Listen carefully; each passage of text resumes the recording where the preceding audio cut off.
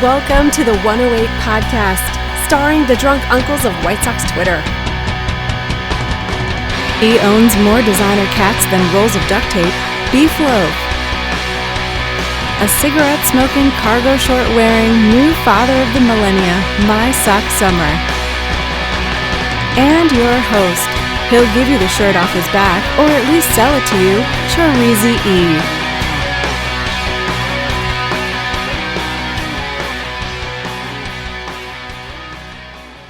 Thank you, Cornsey, and welcome to the From the 108 podcast. We are ready for some baseball, beer, and bullshit, and possibly some crying.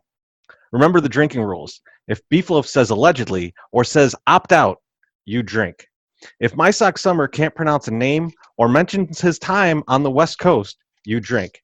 If I swear or mention Michael Irvin, you drink. And if someone opens a fresh beer, you drink. Beef Loaf, how you doing, brother? I'm wonderful. I'm enjoying this weather. I'm currently as tan as George Hamilton. I don't know if a lot of the listeners know who that is, but that's how fucking tan I am right now. And it's because all I can do, it's like I'm in prison. All I can do is go in the yard and walk around and try not to get shanked. That's it. That's all we can do right now when we're in a shelter in place. I just watched a musical about that guy. I heard it's good. My Sock Summer, how you doing, buddy? I'm doing okay. The last few days, my oldest has decided that she wants to stay in her pajamas from the time she wakes up until she goes to take a bath at night. So we have not been going outside, which every time I go outside, I'm like, I'm kind of glad we're not going outside. So it's been it's been interesting, and they haven't been fighting so much. So I'm kind of like, let's just chill out. Let's just hang out.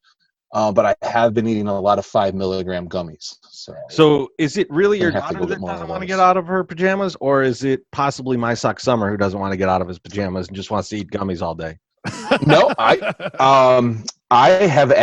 will get out of my pajamas when they take naps. So because I go off and do like adult stuff. Oh, easy there, easy. No, I'm saying, listen. You said you don't do it in the shower. Okay? I mean, hey, you said you get out of your pajamas and do adult stuff. I don't need to know anymore about what that means. I said I get out of my pajamas and go do some adult stuff, like go grocery shopping, go pick up more diapers at the Target. What did I do? And then there was the 2 days. I split it over 2 days. I was packing the mystery shirts and getting them ready to ship out. So I took 2 afternoons of my own time to pack up. Here it is, those Teresa. Here it is. Yeah. It's trying to lay the guilt trip as if we give a fuck. I'm not. I'm just saying. I was actually going to give him like a big thank you in the next segment, but now fuck that. We can fuck that, right? Yeah, fuck me. Just awful. What a prick. Just awful. Teresa, how are you, my friend? I'm doing good, man. So I watched something the other night. Me and Cornsey watched it. Have you seen Eurovision? I have not. Arrow movie on Netflix. Nope. It's not great, right? But it's very silly and pretty funny. And I feel like right now is like the perfect time for like an extremely silly, like way off the radar type of movie. And like I recommend giving it a watch. Just turn off your brain for 2. I don't know why it's 2 hours, but it's 2 hours. Turn off your brain for 2 hours. Fucking long. And just watch it. It's just like, it's so Will Ferrell, Rachel McAdams, and Pierce Brosnan, all Icelandic in the movie. Oh, beautiful. Why not? So I don't know. Just give it a whirl. I think you'll enjoy it quite a bit. Can I ask a question to the group before we get too far into the show? Yeah, absolutely. Do you mind if at some point during the show I go shirtless?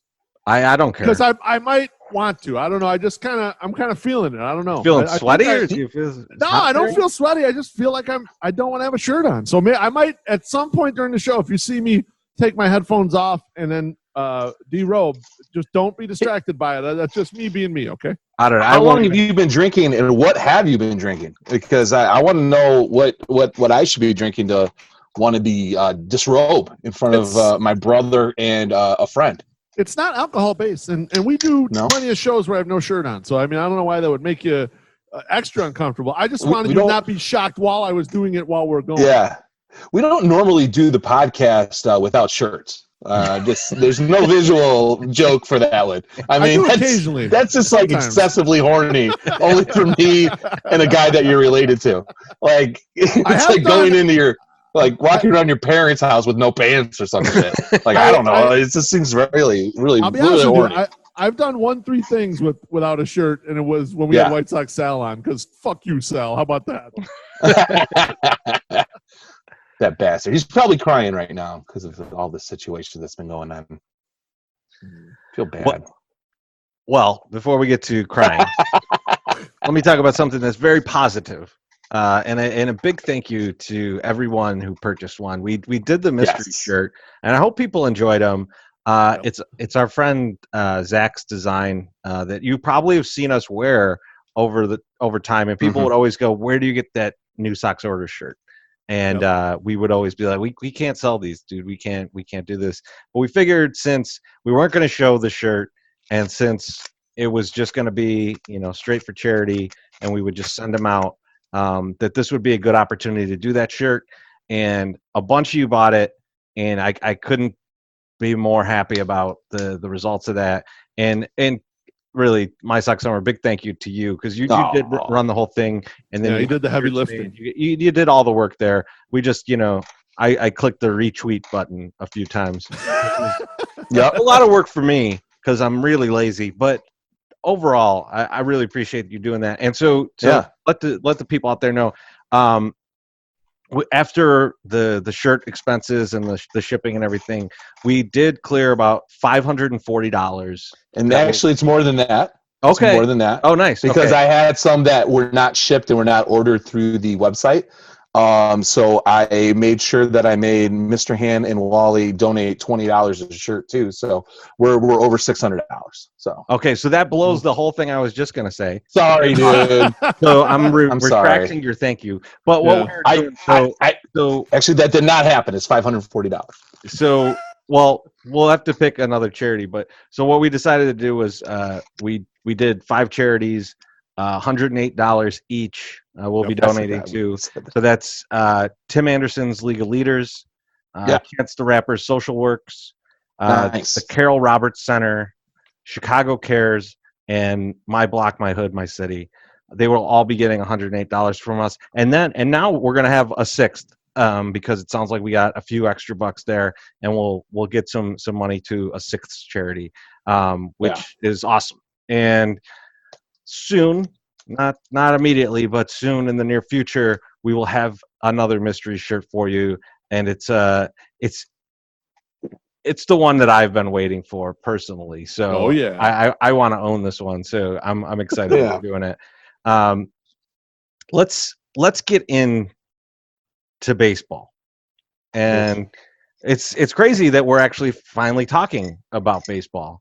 And there's a lot to unpack. There was some new news today, but let's start with just kind of the overall theme of, should there be a Major League Baseball season this year? And Beef or My Sox Summer, whoever wants to go ahead. Yeah, I'm happy to start. You do it. It teeters on the line of, is this kind of a more of a moral issue, or is there kind of a way to do it logistically? The way I've sort of felt about the whole pandemic is a little bit twofold. Like, one, you should be taking risk only at the level in which you can handle taking it, but you also have to think about it from everyone else who you directly affect. So you can't just go, I'm okay drinking alcohol because it's only going to give me cirrhosis, whatever. You've got to look at it from, okay, I have a certain level of risk, and then the people around me have a certain level of risk. And so the average person that is, let's say, like your man Beefloaf here, I'm able to do my job from home. I don't have to go out to do it. So for me, I shouldn't be taking any risk because I can earn a living at home. I can have groceries delivered to me, kind of all that stuff. And I also have potential health risks, right? I'm overweight. I'm fat, like 108 thick. Yeah, you definitely I've got asthma. So you got these extra things. So for me, I don't really want to be taking these risks. I don't need to. Now, someone in a position where they don't have those risks and where maybe they're younger and maybe, their ability to earn income and support themselves requires them to go out into the world and take some risks, that's going to be a little different risk profile. And so when I look at baseball and I look at young athletes like this, I'm okay if they want to take that risk. Where it starts to bleed out of that, to me, where it gets a little scary, where you think about maybe they should pull the plug on this, is all the people in and around baseball that have to support what's going on here. Whoever's going to be filming it isn't, the video cameraman, and they aren't making enough money. The grounds crews aren't making enough money potentially maybe to warrant this risk, or maybe they won't want to warrant this risk. And with regards to the players as well, they have the opportunity to opt out. Now, that in some instances is with pay if they're at high risk, and in other instances it's not. But at least they do kind of have that option to totally jump out of this thing. And at the lower levels of employment, as far as the pyramid of baseball work goes, I'm not sure those people do. And that's where I get to the point where I'm not quite sure how I feel about it from a moral standpoint. That's interesting, because I've never really looked at it as a moral thing, because I feel like these guys, and as we saw today, are and have the choice not to participate in this if they don't want to do it. So they're not being forced to do it per se.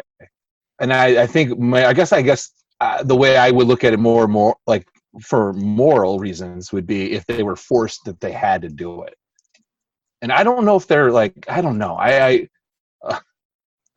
wrote the little blog, and I kind of touched on it about that, talking about like just being out in public in group situations. When I was at the Chicago Dogs game, and I know we're going to talk about that later and more so, but I've been having discussions with my wife too, and I just like, listen, if you want to re-enter back into the public and start doing things like going places and having vacations and whatever, you have to be prepared for people around you to do nothing. Like, you have to be okay with somebody else not following the rules, and you have to be kind of okay with that if you want to be in there, because it is, I don't know. It's just, it's hard to it's hard to make somebody do something. And I feel like I experienced that firsthand watching like people sit in front of me, and I'm like, these guys aren't supposed to be sitting here. Like, they're supposed to be a row up. And I know that it's going to cause kind of an issue if you say something to them, like, hey, move up. And then the guy's like, yeah, whatever, fuck your pandemic, or like this, there's people are not on the same page with this disease. And it's right. I mean, and like King Mac posted a video of like some woman in a shoe store whipping shoes at the worker because the worker asked her to leave because she did not have a mask on. And King was like, listen, these people are doing their jobs and they're risking their lives, to go out and work. And so you can go and buy a fucking pair of Nikes, and you're going to throw shoes at them, and you're not going to do them the courtesy of, wearing a mask or however you feel on the topic. But it's like, it's showing a side of humanity. I think, Lofen, and you're right in this. It's showing a side of humanity that is kind of like a very selfish like side. So I don't know. I just briefly glanced over a lot of the stuff on Twitter today, and I thought it was like seeing people kind of question it. But it's like, I wonder what these people are doing in their lives at home. Like, are you back out on the front lines? Are you at work? Are you doing everything you used to be doing and not worried about it? Or are you still precautious and then just want this $1 million athlete to go out there and risk his life just for your entertainment on a shortened season that some are saying is not going to count, is going to have a big asterisk next to it anyway. So why the fuck even play? Like, if the Sox win the World Series, this shit counts. All right. That's fucking right. Oh, I know. Absolutely. But let me stick that asterisk up your ass. Let me say this. I don't know if there's anything I want to put in my ass, it's something that looks like a butthole. So it probably will just go right in versus it's like a something second that's very one. large. It's like a second one. Yeah, it's like a second butthole. It's almost like you twist it. It's like cleans it. It's like your bidet. Yes. Anyways, what I was going to say, and I'm going to try and respond to both of your points, is that my best way of describing the current situation is that it's a absolute fucked up shit show going on out there right now. And Beef, to your point, yeah, I agree that there's probably a bunch of people that really don't get paid enough to go out and do what they're going to have to do for this. But you know what? They're not going to get money other ways, right? They don't have another career, and That's right. no one's going to step in and give them the money to live their life at the amount of money that they expect to have, right? From they're already probably behind from what they would normally earn. So Right. I agree that someone should be helping out there, and they shouldn't have to do this, but they don't have another option as far as I can see. Maybe they Right. do. Maybe I'm missing something. Maybe there's some program that I'm You're unaware of. undoubtedly right, though, that some of those employees don't have any other option. This is their Right. best option, and they're probably thrilled to be in there, even with the risks. And then my stock summer to your points about people out there who are not wearing the masks and things like that. All I can keep coming back to is I hear a lot of people saying that the players are being put at a higher amount of risk by having to travel and having to be in hotels and things like that. I'm not quite sure I agree with that. And here's why I don't quite agree with that. Almost 1% of players showed up with COVID.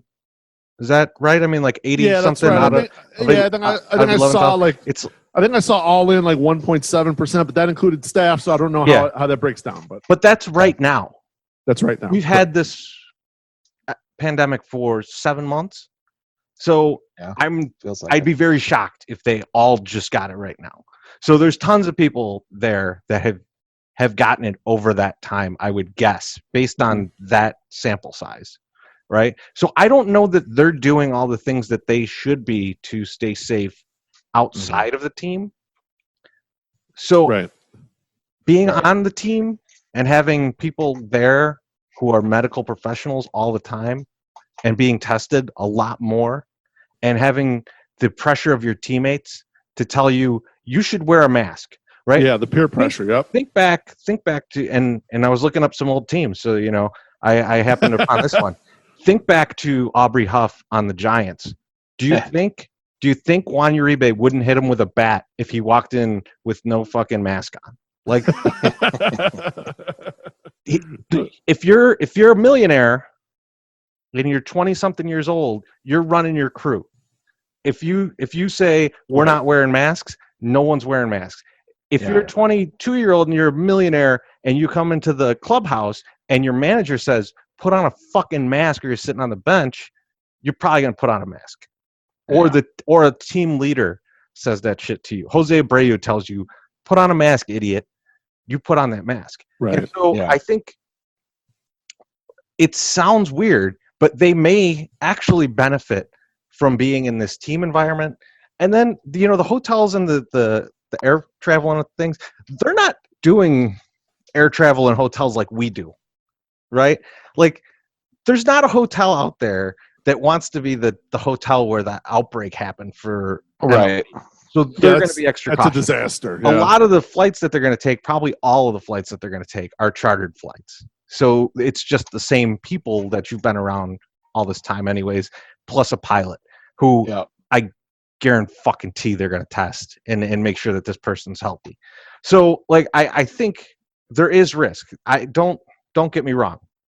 Doing this adds risk. But I don't think it's that much risk when you think about how many people showed up with it, how many people have probably had it because they weren't doing things right, and then the environment I was just talking about. So I think that we're making this leap because we're thinking of our own lives and how it would be if we started to travel and if we started to stay in hotels. But I don't think that they have the same experience as us. In fact, I know they don't, because I'm not a 22-year-old millionaire. So I know that my life is slightly different. I'm also in slightly worse shape than everyone in the league except Pablo Sandoval. So I'm still in worse shape. Just the players, you mean, right? Because Don Cooper doesn't look that fit these days. But that is a concern though. Like some of the older coaches, that is definitely a concern. Like they're not going to be able to recover from this shit. if it hits them. That's true, and that's why you see all of them, at least the White Sox coaches that I've seen, look very cautious. They're all wearing masks. You see all the beat reporters that are standing, 20 yards from the action. They're all in masks. I mean, I even saw, obviously my Sox summer and I live very close to the stadium. I drove by where the media parking lot was at, and I saw Bruce Levine getting out of his car. He was masked up, baby. He was ready to go. He got his shit all lined up in there. You have to be, man. I don't see a player wanting to be the guy who killed the manager. So I have a feeling like they're going to be, masking up. They're going to take precaution when they're in this. This is a very professional environment, and I think they're going to treat it that way. And it's an unprecedented time too. I mean, it's hard to fault somebody for not wanting to go out there and risk their lives, potentially. Yeah, I mean, one of the things, though, when we think about risk, though, and you see a lot of the data out there in the media and stuff, people tend to be looking just too much at death rate and how many positive cases without thinking to the next level of what the fuck does this do to you 2 years from now, 5 years from now. My thinking, guys, if you went out there and there was a report that told men your fucking dick won't work anymore if you get this COVID, like 10% of the time, 169% of you men would have masks on, motherfucker. You would be complying if there was dick risk. If you had legit dick mask. Risk, there'd be the mask all over the goddamn place. And people should start thinking a little bit more like that. Like, what? I don't know. I'll probably live, right? Really good chance that you'll live if you get COVID. But you don't know what the fuck else might happen to you from this shit. And that's the way you should treat it, man. Be careful. Treat it that way. Yeah. I mean, honestly, so there has been some new information coming out, and I'm not trying to be a scientist here. I don't know shit, right? I'm just trying to throw out what has been thrown out, which is there are other effects like blood clots, things like that they've seen in younger people.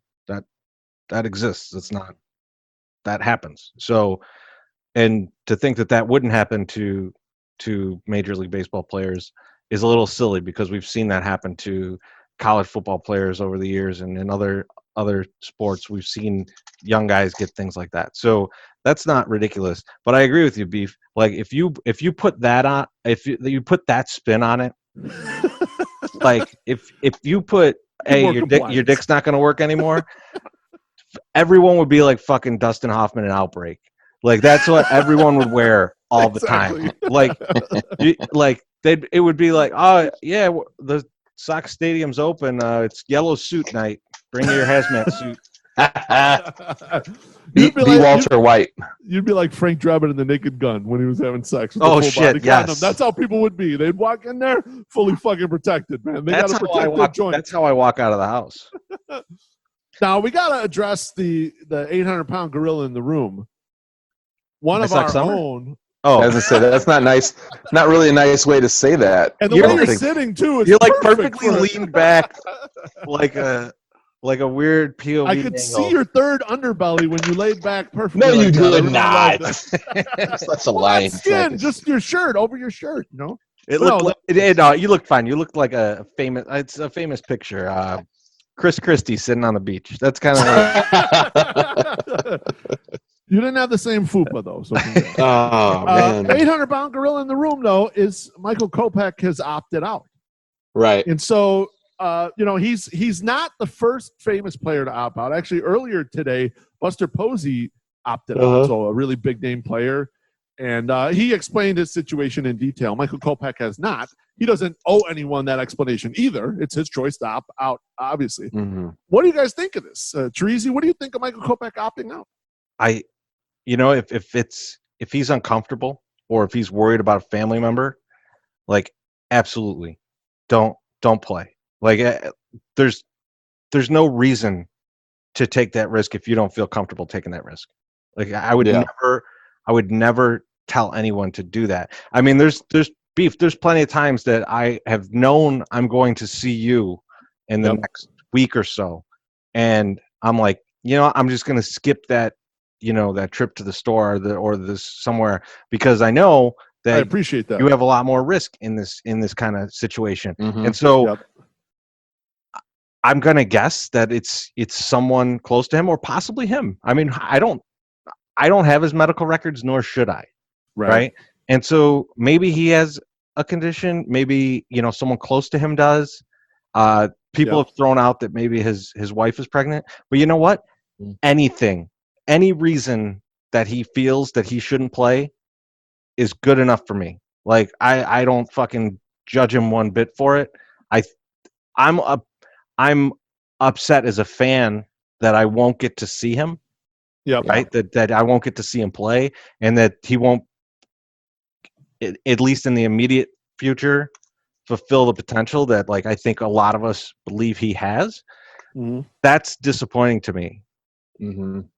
It would be way more disappointing to me if he's at the end of the year tells us, oh, one of my family members was very sick or close to death because I went and played and I was uncomfortable doing this and I shouldn't have done that.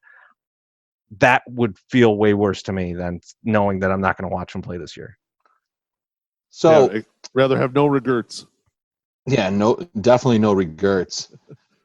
Teresa, do you want to talk about a discovery you made on Instagram the other night or no? Because I think it might play into this whole thing. But well, I just happened to notice this because we follow his sister Casey on Instagram, and she posts all the time. Mm-hmm. And so I had noticed the 4 or 5 times in the week that I had gone onto Instagram, I hadn't noticed any posts from her, and I was just I wonder what's going on, because Michael's he's not been seen, but he doesn't have COVID. Mm-hmm. Casey doesn't seem to be posted, so I went to her, kind of looked her up, and that Instagram account's gone. I don't know that has anything to do with this though. I really don't feel like they're related, but who knows? And I mean, I'm really not going to speculate. I just thought it was strange.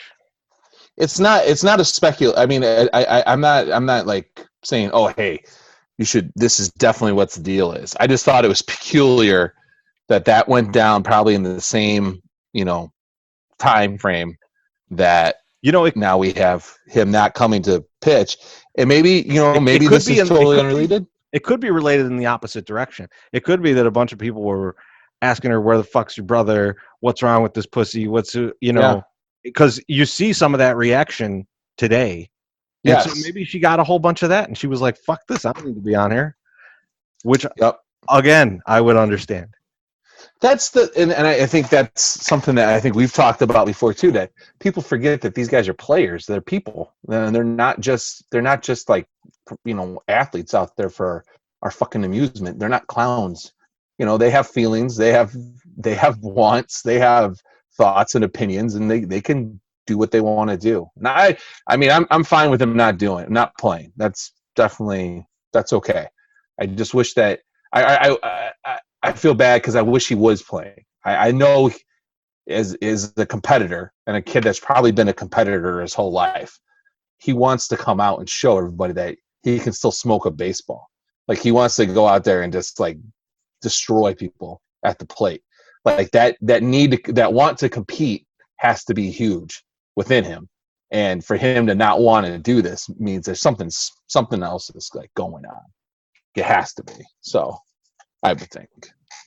And I totally agree with you guys. It is obviously his choice. And as far as the White Sox chances in 2020, it does reduce their playoff chances ever so slightly. However, it's hard to know how many innings he actually would have been budgeted for and his level of effectiveness. Now, most guys that come back from Tommy John surgery are not effective, at least for about a half season. It takes them a while to get the control back. So even if he pitched this year, he might not have been very good, to be honest with you, just based on the track record of other Tommy John pitchers and how long it takes them to kind of get back in the flow. If it takes 50% of the season to get better and we have 35% of a season, he still has 15% left. Your math here. Yeah, exactly. Right. He's got a little bit left. Now, one it'll be great in the playoffs next.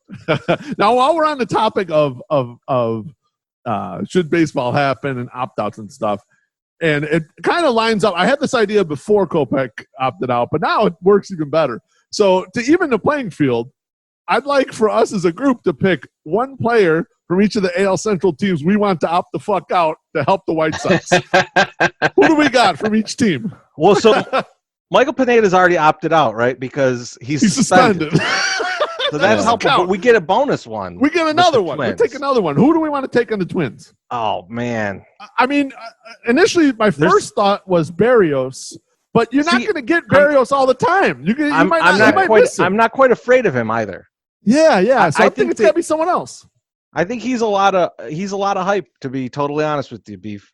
Like, okay. I like him. I think he's a good pitcher, but I'm not sold. I'm not worried about him. You know what? He could come out and lay a Reynaldo Lopez egg this season, and I would not be fucking surprised.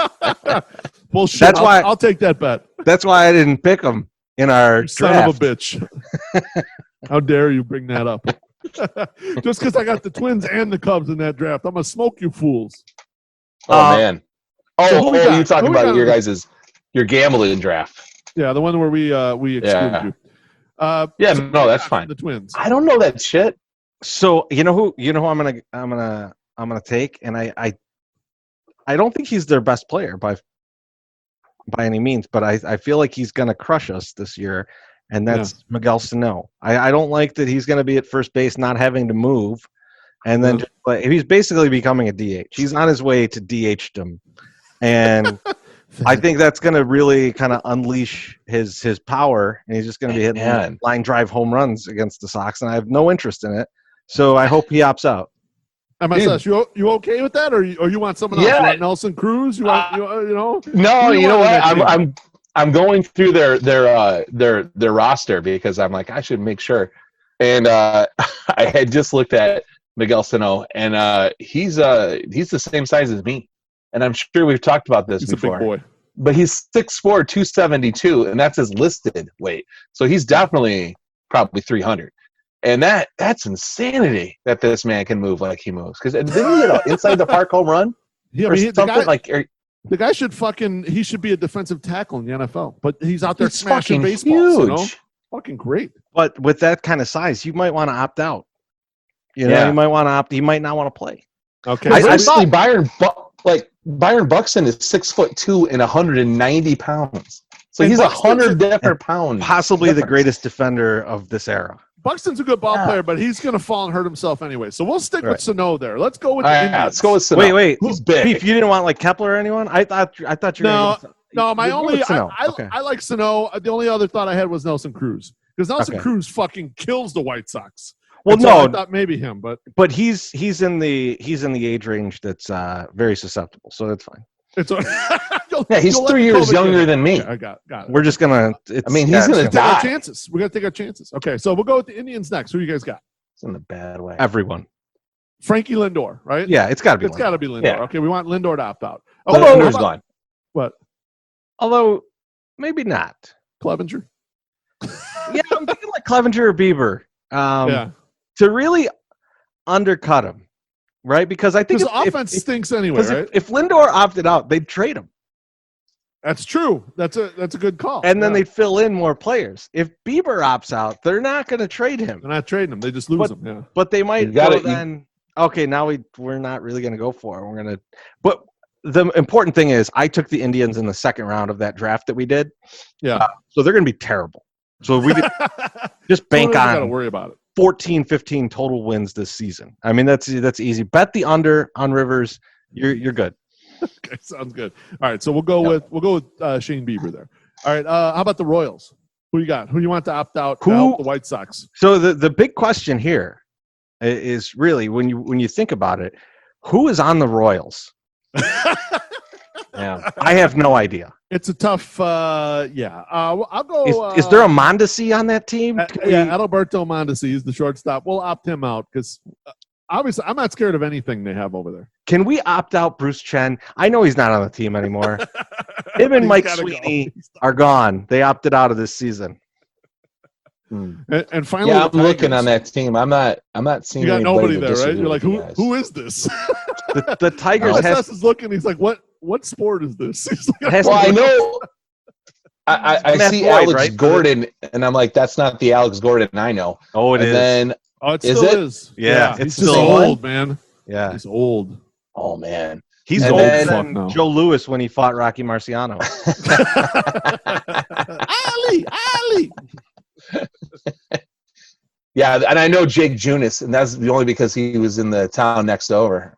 He's So a I'm huge not- scrub, though, so it's fine. We want Yeah, him he in. had like He's not 3 a good starts. scrub. He had like 3 good starts, and everyone's like, "This is a hometown kid." And then the rest of the season, and then everyone's like, "I think he's from the suburbs somewhere. I don't know." Hey, man. No. How dare you. It says right on there, Rock Falls, Illinois, baby. There it is. Attaboy. His nickname is Junebug. You guys should love him. What the fuck? All right, so it's right. Mondesi. I mean, we got nothing there. Tigers, it's Matt Boyd, right? It's got It's Matt Boyd. Yeah, Like, I mean, they had their sounds team good. is horrible. I I mean, mean, like because you know why? Because I'm gonna watch Miggy play. Don't fuck with my Miggy dreams. love Miggy. I love watching him play. there's going to be one bounce back Miggy year. I can feel it in my plums right now. I just, you know what I want out of Miguel Cabrera, Prunes. because he was so good. Fuck you, my And I get son. to They're fucking prudes, bro. I- They're not no plums no more. They ain't plugged full. These are shriveled up and dried. You asshole. I'll never forget how good he was at the beginning of his career, or all the way Yeah. through the middle. Like, I mean, like he had a long stretch of being a dominant player in You major. damn right. Now you know what I want him to do? I want him to just stick around forever on terrible teams and just rack up a whole bunch of records. Like, I just want him to just play until he's 52 and, like, 315 pounds and just, like, can only DH. They roll him down the first in a wheelbarrow. Like, that. I want that for Miggy. I want him to just play forever. Even with no legs, he's like fat John Kruk batting average guy. Like didn't have Right. any power because his legs were fucked, but he'd still hit 300 for you. Like he hit an empty ass 300 where he can't move and play DH. I mean, he's like prime Jose Vidro. That's who he's going to become. Except he weighs 100 pounds more and he's 2 feet taller. But think about it this way, right? And because the Tigers are experiencing it right now, which is they're terrible, but Miguel Cabrera is still Miguel Cabrera, and he's a bit of a draw, and people will come to see him. Hundreds of people. And so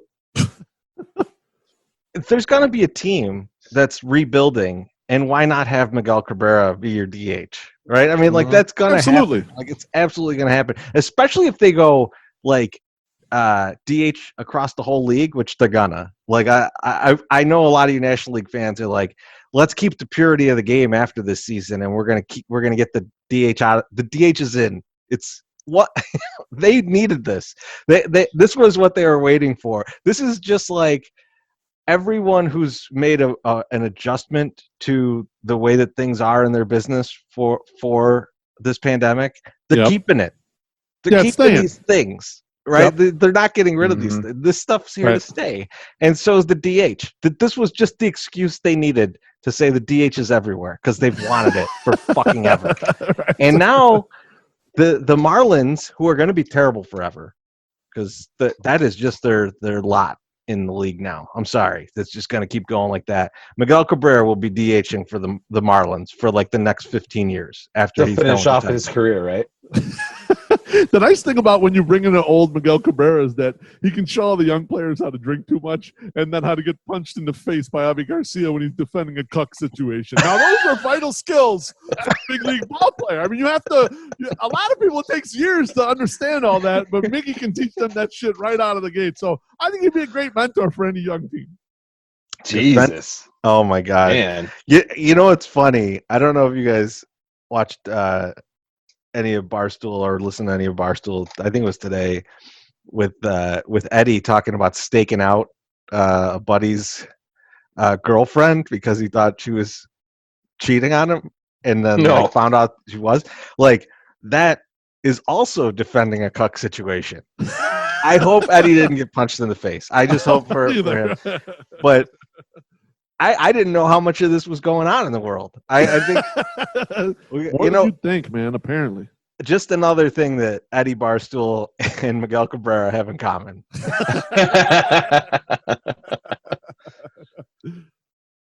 I actually contributed to the Mel Cabrera contract tonight. We got some Little Caesars pizza. So Oh, beautiful. Congrats. Did you use the portal, the pizza portal? no. Oh, you messed up then. I mean, know what, dude? I call it in. You never have like the intent to order Little Caesars pizza. You just like you get in a crock, or in a what's it? A crock, a rut, something, and you have to. I don't know. Like make that call quickly. As someone who has the Little Caesars app on their phone, I will say that I do often intend to get Little Caesars. Yeah, these are planned situations. You're different. I mean, you're a worldly man. Something. Yeah. Yes. I think that's what I say of most people that order from Little Caesars. The worldly crew that orders from Little Caesars pretty via the app. All right, let's get on to the next part of this, which is the White Sox schedule. So we get the schedule. It's I didn't realize it was going to be like this, but it is just the AL Central and the NL Central. That's it. That's the whole season. Wham, bam, thank you, ma'am. That's it, baby. I'll let you guys talk about it, but I'm going to start by just going, I love this. Well, I don't know if you guys watched the MLB Network show that gave the preview. That sort of released the schedules for all the teams. It was Matt Vasgersian and it was Tom Verducci and Harold Reynolds. And I was excited because I was like, I haven't seen the schedules and all this stuff. And it was fun. I mean, they talked a little bit about it. They talked about key matchups and stuff. But the weird part was, and I like Matt Vasgersian, but he kept like throwing bouquets at the schedule makers. Like it wasn't some intern that just popped in a couple of variables into a model and it fucking shot the schedule out. Like they were sitting there with pads of paper and poster boards and shit and lining stuff up. It's like someone was doing this manually. It's like someone has a computer program. It took 4 minutes to make that schedule right Even there. If they did it manually. Even if they did it manually, how fucking difficult is that? It's not like you have every division going. They're like, hey, all the games are against these divisions. So you get like 45 games against these guys and 15 against these. Figure it out. Make 3 10-team schedules. That's it. Yes. That's not difficult. I could have done that. How quick would Dan Zaborski's Zips model pump that out? 4 seconds? Like, I mean, like anyone that knows how to model something could have made the schedule. Anyway, Matt Vasgersian fucking loves those motherfuckers. Another thing I found out just this morning, I was reading Joe Sheehan's newsletter, which everyone should subscribe to. That's a free ad for you, Joe, because you're awesome. He said that a 60-game pace over 66 days isn't really that fast. And he looked back at prior schedules sort of this time of year, and like the median amount of games per team was about 60 games over the final 66 days. So they're not shoehorning anything. All they did was like lop a part of the season and put it right there. Now, as far as the Sox schedule go, I have 2 quick observations. One, Dreezy mentioned it up front. They got 24 fucking games against the Tigers, Royals, and Pirates. Yes. In your opinion, you two guys, for the Sox to make the playoffs in those 24 games, what does their record need to be getting out of there? 20 and 24. They have to go 20 and 4. 20. Sorry, 20. I meant 20 out of 24. They have to win 20 of those games because if you can just crush those teams, you make the playoffs. It's like if you can just destroy these shit teams, you go to the playoffs. That's why I love it. That's like looking at this. Like there's so many wins that should be fairly easy to get, and they won't do it. But no. The opportunity is there, and that's why when I saw the schedule, I was like, "Holy shit, this is amazing!" Like if there was a year to get an easy path in, because then you only have to go like if you win, let's just call it 18 of those games, right? Yeah, 18 and 6 would be fucking tremendous out of those games. But then you still have another 36 games left. If you could go 500 in that, you go 36 and 24, that should be a playoff record. Yeah. Like I don't see how it's not. And it's just beat up on the bad teams. Like it's amazing that this is the opportunity that they have in this situation. The other leagues really don't have that. Obviously everyone in their division does, right? But the Twins and the Indians both have the same portfolio of badness. But I don't know. I don't know. I'm that made me optimistic. Yes. The other thing that I noticed too in the schedule is that the Sox play the last 17 days of the year all in a row, no off days, because they have a goofy, like weird 2 off days in September around that 2-game series in Pittsburgh. And of those 17 games, 14 of them are against teams that are supposed to be above 500. 4 against the Twins, 3 against the Reds, 4 against the Indians, 3 against the Cubs. And the last 3 at home against the Cubs. Yep. Ooh, the drama, baby. You know how drunk we'd be if we were actually in the stadium for those last 3 games and there was like Oh my God, playoff implications? Like, holy shit. Like, if we had to win 2 out of 3 against the Cubs and we needed like Cleveland to drop one or Minnesota to drop one to Detroit or something, you know, whatever, something silly. God, we'd be balls of stress and smelling like cocaine and beef jerky and just slamming Goose Islands, and it'd be a wonderful time. Yeah, I am a little happy that those games are at Comiskey as opposed to at Wrigley. Not that there's going to be fans there, but I saw that and I thought to myself, these fucking rooftop owners who are just gouging the fuck out of people for the tickets that are going to happen. They would do it way worse for that series. Oh, and yeah. You know what? Oh, 100%. Fuck them. That's I'm glad they don't get to do that. You know, I mean, I don't know. I don't know a better way to say it than fuck them. I'm just going to leave it like that. I thought about what you were saying, My Sox Summer, is like, you know, I was envisioning if we could go to these games, and it like there's all these emotions because there are scenarios in which the season plays out in which either the games are meaningless and the Cubs are already in the playoffs, or the games are meaningless to us and the Cubs can clinch a playoff spot on our home field. And those scenarios right there would really fucking suck balls. And so I'm kind of glad that we won't be in the stands for those. However, if it's the inverse and the Sox have a chance to clinch against the Cubs, that's a real fucking bummer if we're not going to be able to be in the stands. My Sox bummer.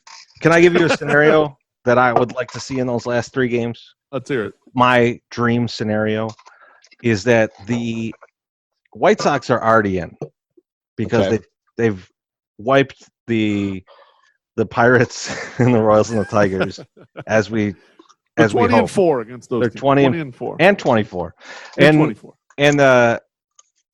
And now we're in the last 3 games of the season, and the only 2 things that could happen are the Cubs or the Reds can make the playoffs, and we make the Reds make the playoffs. I would love that. That sounds like lovely. I would really, really enjoy that. And if that comes to fruition, I might just break into the park. I'll be wearing a mask though.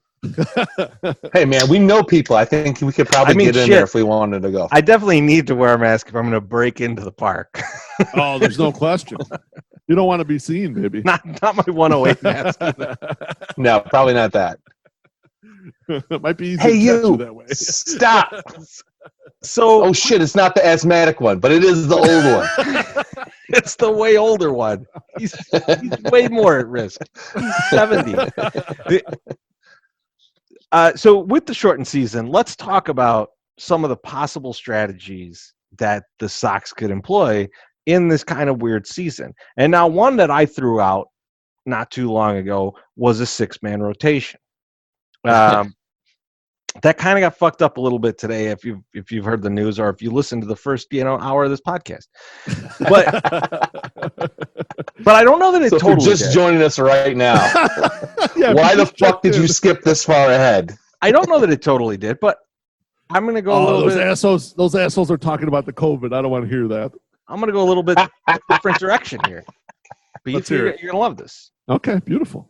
So I'm still putting Rodon in the rotation because I think he's still our 3rd best pitcher.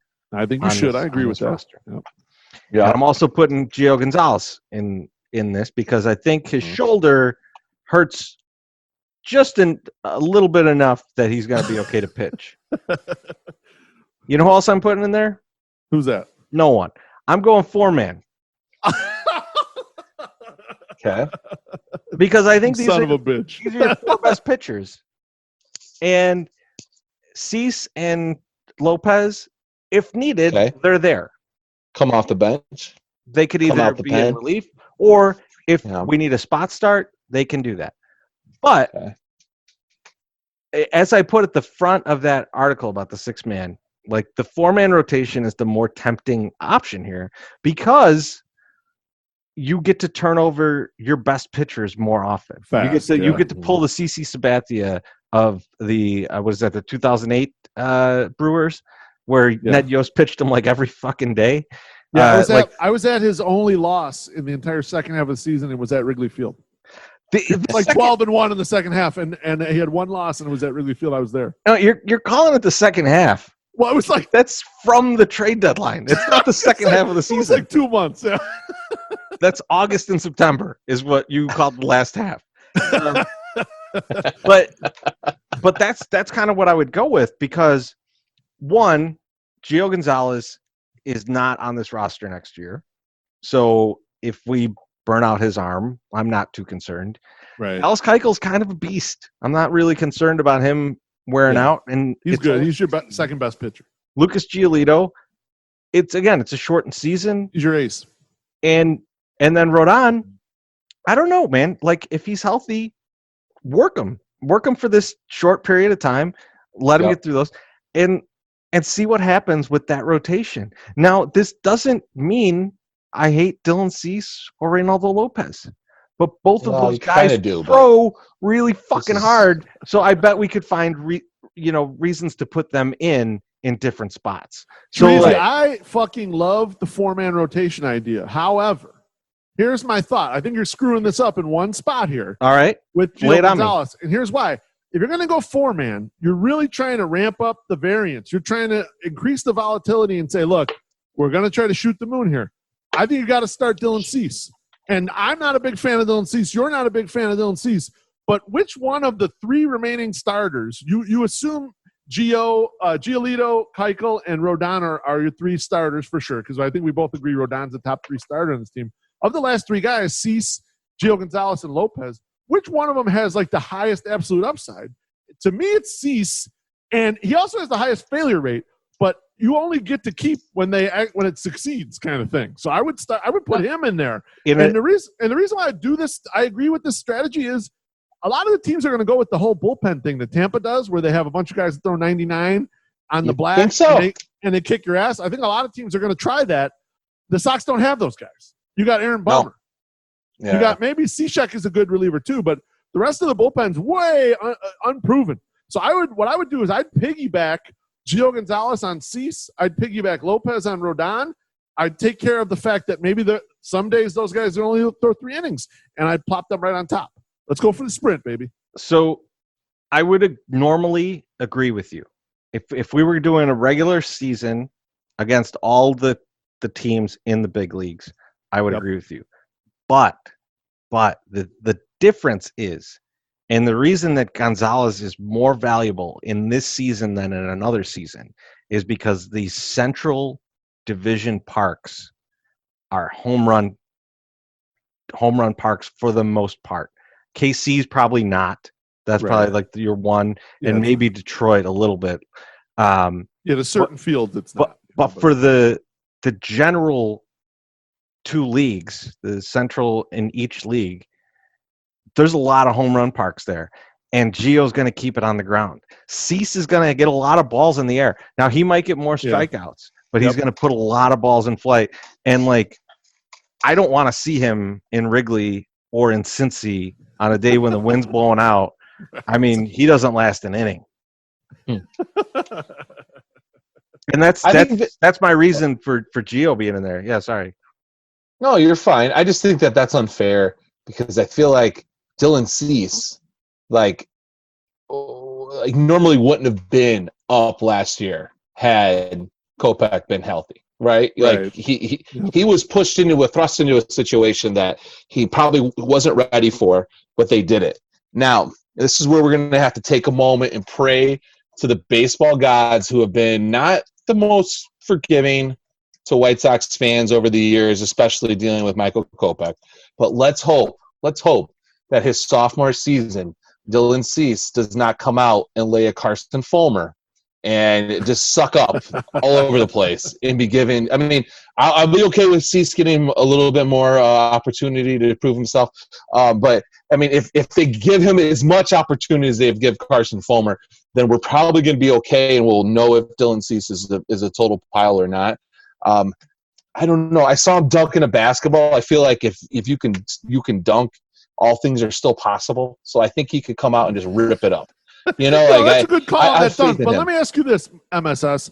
Did you rewatch that video? Did you watch it like more than one time? The dunk that you did. Oh yeah, because it was on his Instagram story. I watched it a bunch too, right? Yeah. And it really, like, after I watched it like 3 times, I thought, is that rim regulation? Is that shit regulation? I wasn't sure. I thought if that's a 9-foot rim, he's really fucking over our eyes here. I couldn't tell. I don't know. Yeah, I know he's 6'2", so like. Yeah, he's big. He's big enough where it should look like that, but I wasn't sure. I felt like he should have been higher off the ground when he dunked it, but I wasn't sure. You know, I'm going to be upset if it's a low rim, because he's dealing with people in Chicago, man. Cliff Floyd dunked that baseball on his baseball card. It was a Bowman card, baby. Yeah, and I don't want to hear no shit as his about rookie card. Some fake dunk. Yeah, Cliff Floyd's rookie card for Bowman. He's dunking a baseball. It's an awesome looking card. Oh yeah, one of the best. Expos, right? Expos, yeah. That's his Expos card. Yep. Yeah, it's fucking amazing, man. I'm looking it up right now. Cliff Floyd? Cliff Floyd. Yes. Why do you not know his name? Why do you keep asking Cliff Floyd, motherfucker? How many times are you going to ask it? God damn it. I think everyone's got a drink, because I've never seen this. I've never seen this. I have never seen this card. But have you heard of the name Cliff before? I've heard of the name Cliff. You son of a bitch. Only with Clavin, though. So he doesn't. I mean, I don't know him as a player, though. Like, I don't know who he is as a player. But it's a cool card, right? Do you have it? It is a cool card. At it? It's a pretty cool card. Yeah. So he played for the Expos, huh? He didn't play with us or anything, right? No. Okay. But he went to like Thornton. Thornton, yeah. Thornton He's from Ridge here. He's from Chicago. Okay. Dude, 1992, I was full into smoking a lot of weed and smoking cigarettes and trying to get girls to pay a little bit of mind to me. I was done with baseball. Yeah. That's Treasy. I was reading Playboys from the 60s, probably. Treasy, how about try this strategy on for me for a short season? Okay. Let's do it. I'm listening. This kind of goes against all the Sabre shit, but fuck the Sabre shit for a 60-game trek. We're going to go with something that the White Sox are uniquely positioned to do, in my personal opinion, and they kind of have been reticent to do so in the Ricky Renteria era for the most part, and that is, I think the White Sox should run like a motherfucker. They've got Anderson, Moncada, Robert, Madrigal, Lurie Garcia, Lurie legend, Adam Engel, all have plus speed, right? And they even have guys like Eloy Jimenez has above average speed too. Like even guys you think shouldn't run, they got above average speed. I want them to take advantage of as fast as a Mercedes with no any tires. Situation in which they got an advantage. I want them to turn into the goddamn 80s Cardinals and just start running the fuck all over teams, okay? And that's a high variance play, right? Because taking that out when you're out stealing is bad. But fuck it, we're only trying to hit the upside of a 60-game season. We're trying to win these games on the margin, and they're currently not a playoff team. Fuck it, let's take some gambles here. I don't hate this. I do want to look, because I don't know. So there's a difference between being fast and being a good base runner. Yes. And Lurie Garcia historically has been fast, but not a good base runner. Well, and also there's a difference between being a good base stealer and a good base runner. Right. Lurie Garcia is a pretty good base runner, but hasn't always been a good base stealer. Right. He's a guy who'll get picked off too, and like that's part of the risk here. Okay. And so that's kind of what I want to look at. I don't know how good these guys are at doing these things. Anderson is a very good base stealer. Anderson, we know that. Engel can steal too. Robert was a very good base stealer in the minors also. Well, yeah, Engel's good. Yeah, Engel's good. I want to see that translate though, right? I mean, like that's part of the For problem. sure. Is like, a lot of guys are good at certain things in the minor leagues because the players in the minor leagues are not as good. So, you could take advantage of things that you maybe can't take advantage of in the pros. Right, And but so, I mean, the whole point of my thing was on the face of it, it's not necessarily a plus EV play, much like the 4-man rotation might not be either. We're trying to fucking gamble on the edges here when we got a chance. No, I get it. I agree with you. I'm just saying, as soon as you started listing off those guys, I heard Lurie, and I was just like, yeah, it caught me. And then I was like, I actually don't know a couple of these other guys how they do on the base pads. Goddamn Lurie legend. So here's something. Here's something, Beef, because I keep hearing this crazy shit about who's going to play third base, right? Because Moncada's got the COVIDs, and he's out allegedly. for a little bit. Allegedly. I mean, he's on the 10-day DL. 10-day DL. We don't know what his medical condition is. 2 guys tested positive for it.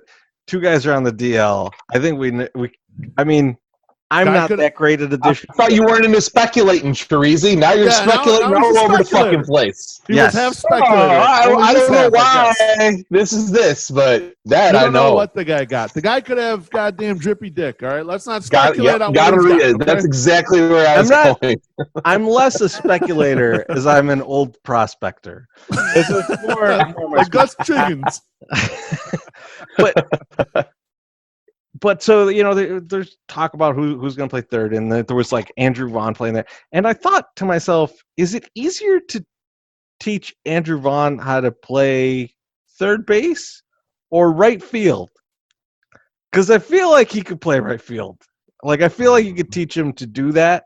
He's got a strong arm, and it just seems like I know I've even said like, hey, Nomar Mazara might have a great year and he might hit a whole bunch of home runs.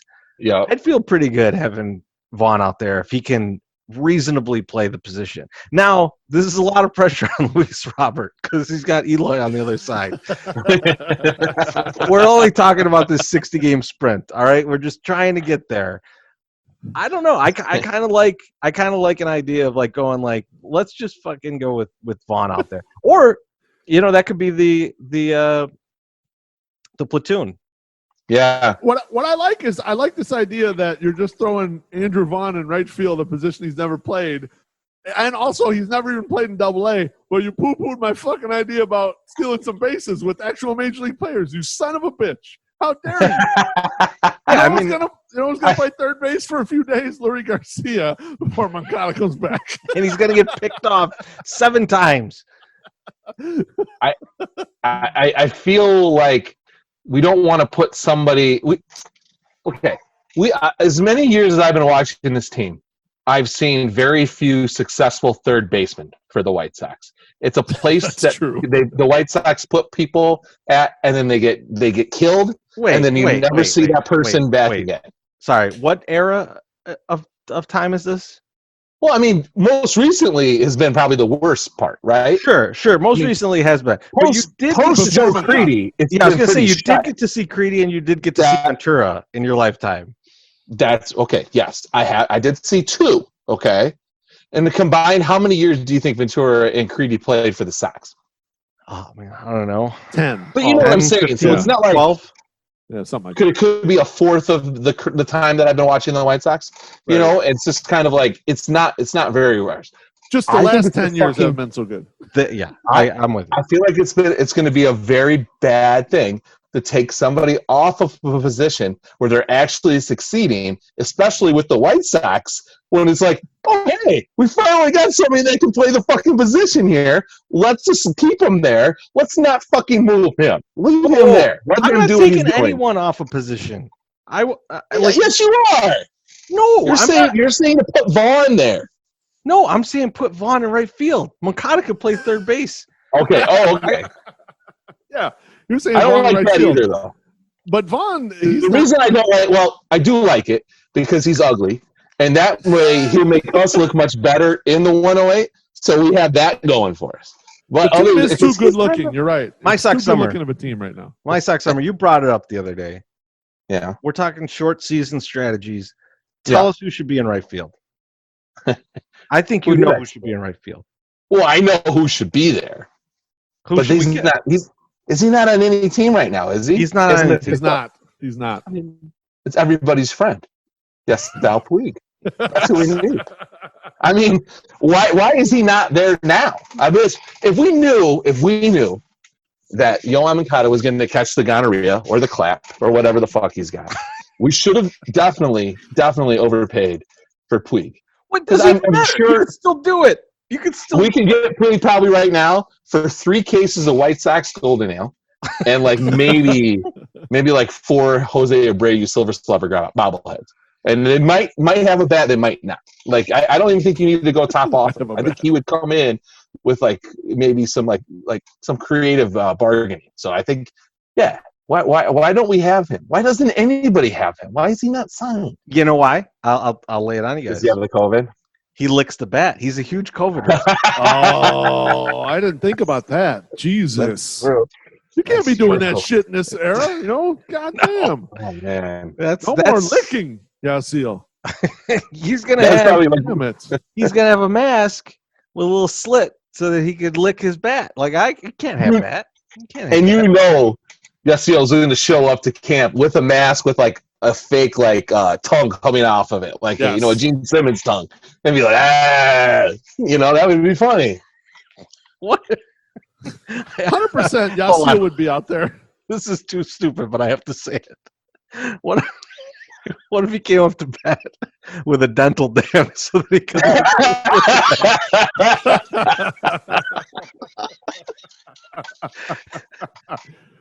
I don't think that we could sell him 108.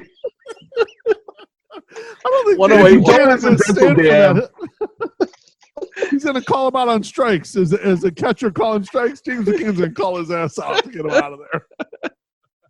So Joe West won't. Joe West.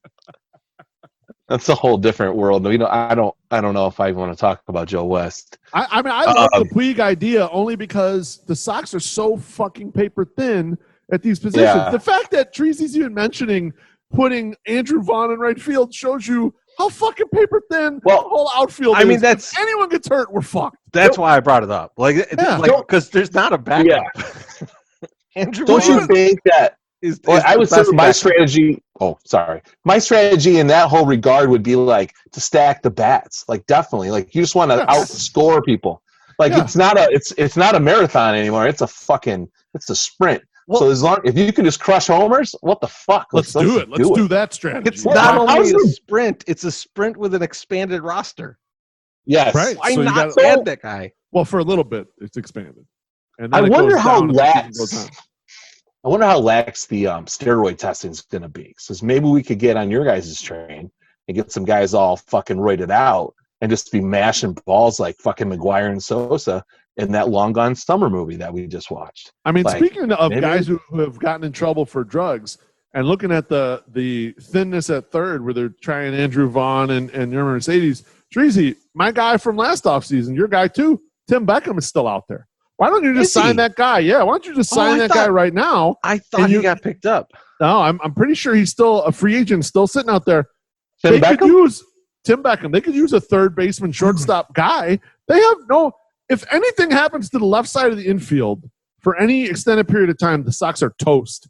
They don't have anyone to back up Timmy. They don't have anyone to back up Moncada. That's like a realistic, could be even a like okay replacement there. And I know people are going to run the whole, let's give Danny Mendick a shot. You don't have a chance to give anyone a shot right now. We got 60 games. We got to win every single fucking game. Yeah. Oh, shit. I did not realize Tim Beckham was out there. And, yeah, I agree on the Mendick thing. We were actually talking about this beef. I was like, is Danny Mendick dead? Like, why is Yermin Mercedes playing third base? Dude, I wonder how Yermin Mercedes looks, because the last picture I saw of him, he was fucking cut like a motherfucker. Like he was all ripped out. Like, is he still ripped out, or was that like a funny T-shirt? No, it wasn't like a funny T-shirt. Yeah, he had the bodysuit on like Giant Gonzalez. That wasn't even really his skin.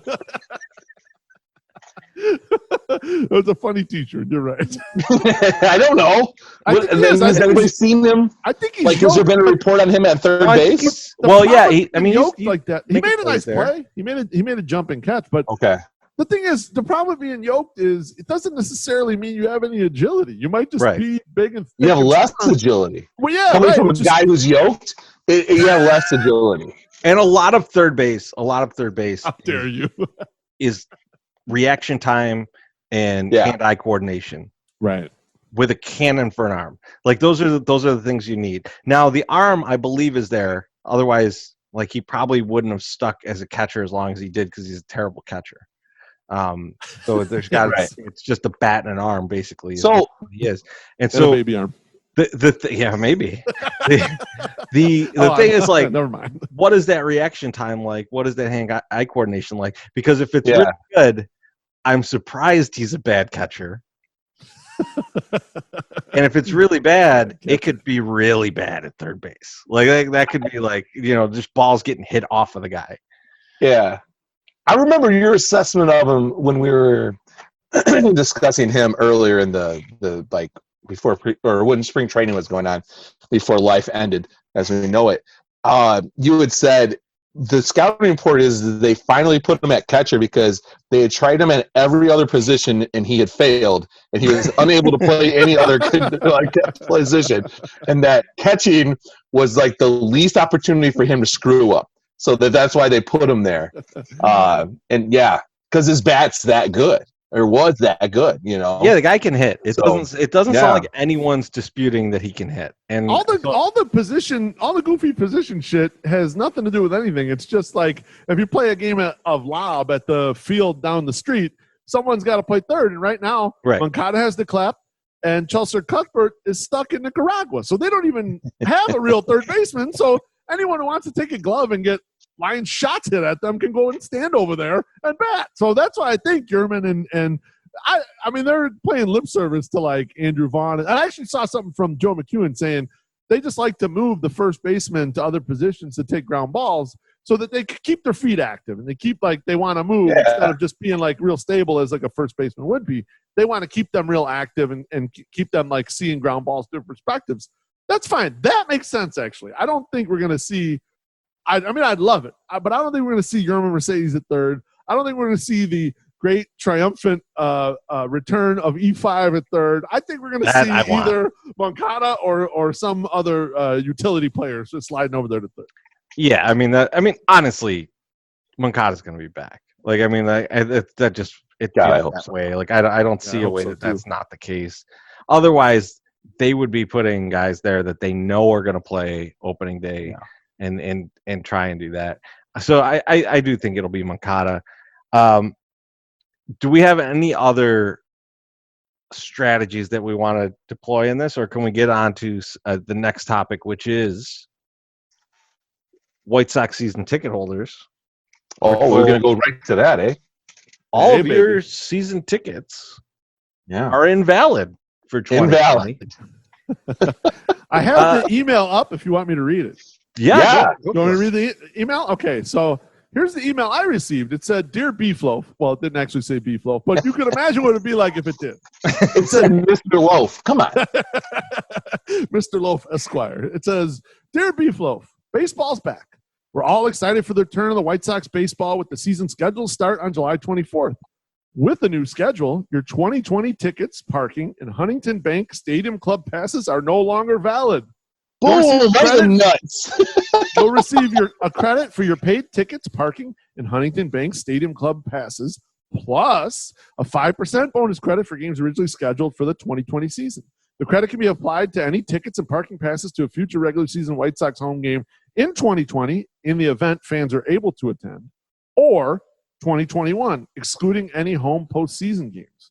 If you're interested in obtaining a refund, please contact your White Sox sales ticket, blah, blah, blah. Promotions planned for the original 2020 schedule, such as Family Sundays, Elvis Night, etc., as well as all giveaways are being postponed to a later date, which may include the 2021 season. The health and safety of our fans, players, and staff continues to be a top priority. Following guidance from elected officials and public health professionals, fans will not be allowed to attend games at this time.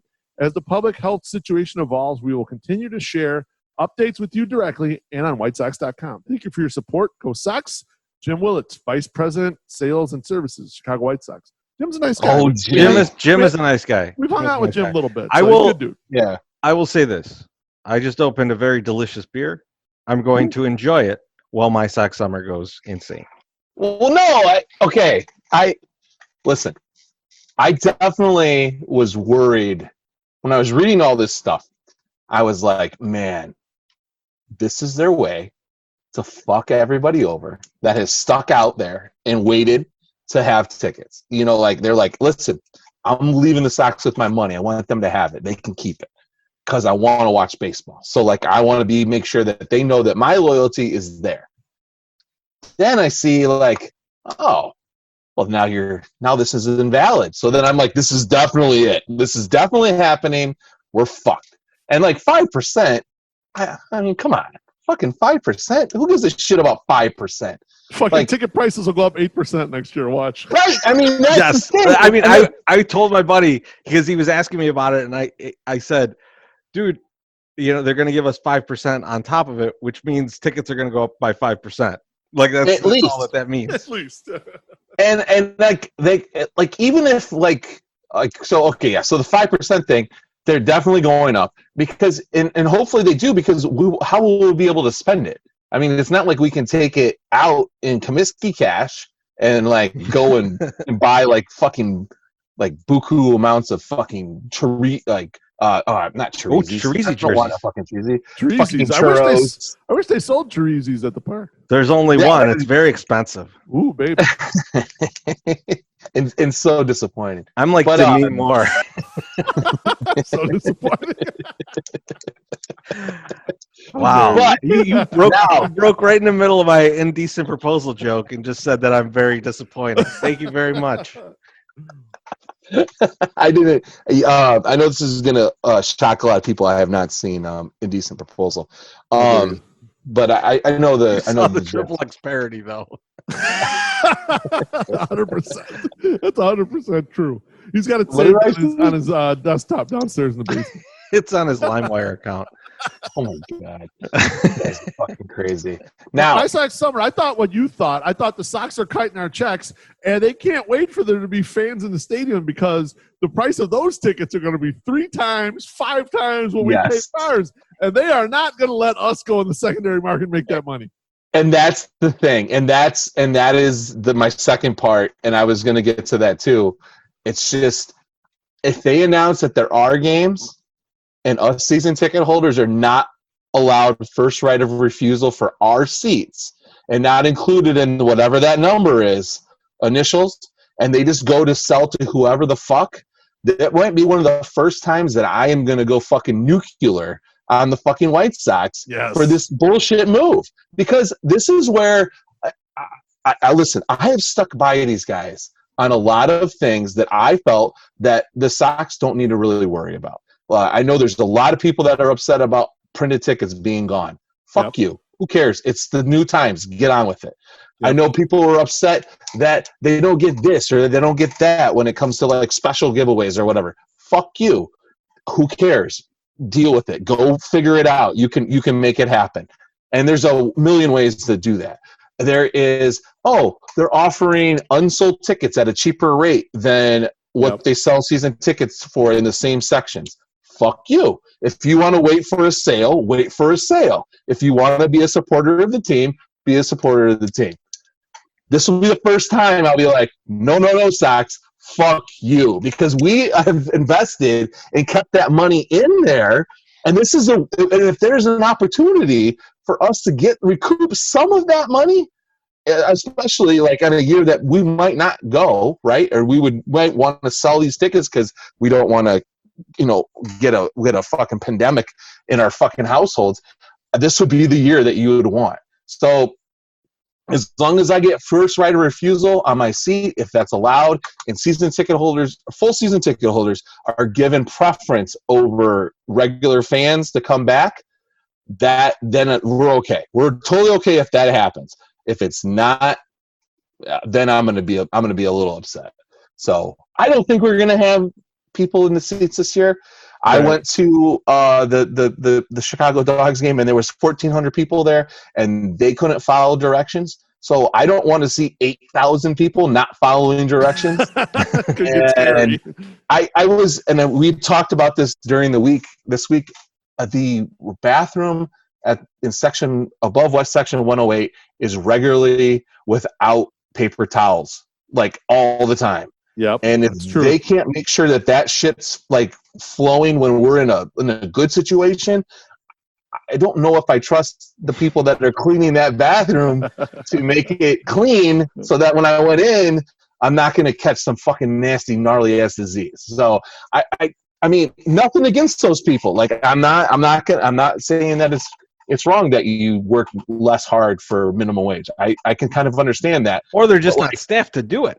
Right. Yeah. Or they don't have the paper towels for the job. Like someone up above doesn't care. There could be plenty of reasons. But yeah, at the end of the day, either no one is supplying them with what they need or supplying the park with enough resources, or if they are on both of those accounts, they're not giving a shit enough to make sure that it's happening. Right. Yeah. Unbelievable. I mean, they don't have a 401k. I know, working out in the back, part-time for the Sox cleaning bathrooms. Sure. And that's why it was so incredibly important when that poor kid had to come down and clean up all that vomit in section 109, and we gave him a $50 tip. And that guy, like, because we're like, thank you, because this was totally disgusting, and we know you're not making any money. Here is $50 extra. And I hope that man went out and bought some great fucking edibles or some good smoke, some good flower bud or whatever, and just forgot the fuck that he had to do that at a baseball game. I'd still be showering right now if I had to. It's so disgusting. It's terrible. Fucking Cubs fans coming over and puking in section 109, man. I tell you what. Fucking gross. But yeah, no. So that's my one thing. That's my bugaboo. If they come out and they don't fucking offer us that shit, then I'm going to be upset. That would be the one. No, I thing agree with you. I mean, like, that's just ridiculous if they don't allow that. But what they did allow was us to like in a 1,500 people to buy cardboard cutouts of themselves to be put into the stands for the season. And it was what was it, $49 or something? Yes, $49 each. And you get your cardboard cutout in the stands. Mm-hmm. We did this in My Sox Summer. Thank you for not only getting the pictures together, but going through the whole transactions, because I think me and Beef were both working. It was like 3 p.m. On a Wednesday or something where you had to go do this. My Sox Summer made the connect. He got the pictures. He put the white backgrounds in that shit. Like, he lined all that shit up nicely for us. It's kind of funny, though.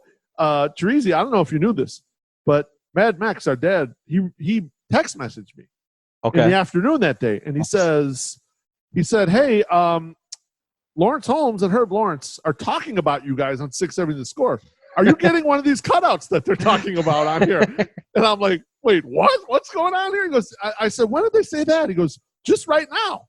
So I'm like, oh, shit. So I had to go back and listen to the podcast. And effectively what they were asking was, they don't think it would be true White Sox if they don't have a cutout of each of us and also the M&M guy, George Jacobs. If they can't have that, that's why they said that MLB The Show is not realistic, because the four of us are not in the I heard Harvey talking about that. I love that he's like, George Jacobs not back there. I don't feel like this is realistic. Doesn't matter. Yeah, it's not realistic. Legit. Yes.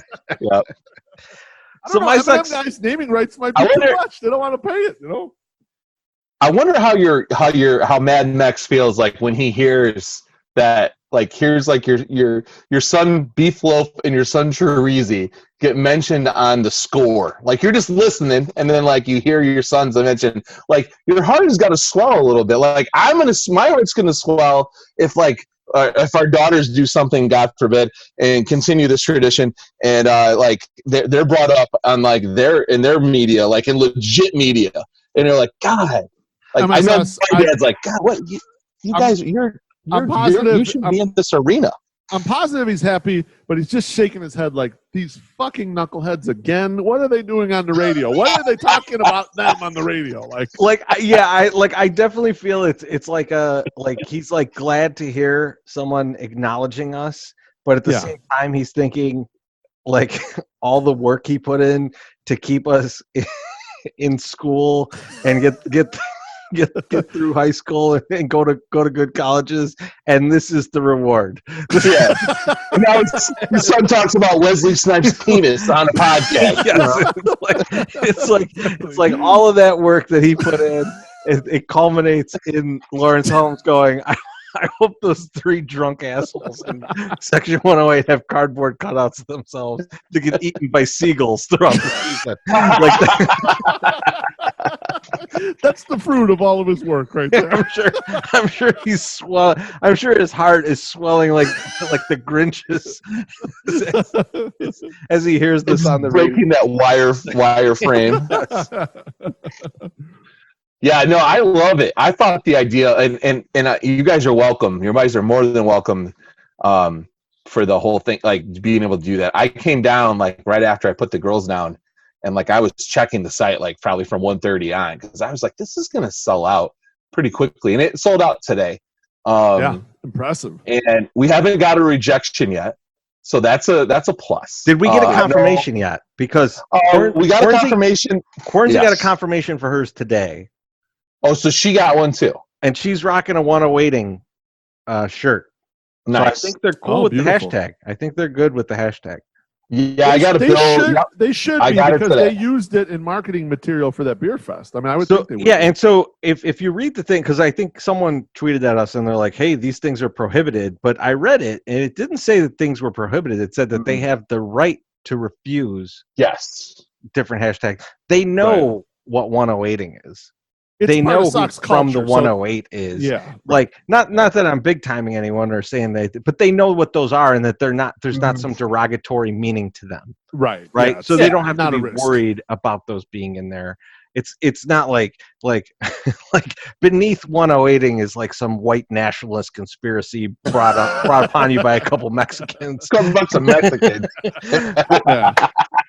So that's why they know what you guys really brought me in the group because this is actually a Hispanic like white nationalist group or whatever. So you're our Miklo. You're our Miklo. Yeah, I'm the token white to make sure it looks legit. They're like, oh, there's a white guy in there. You're fine. Don't worry about that shit.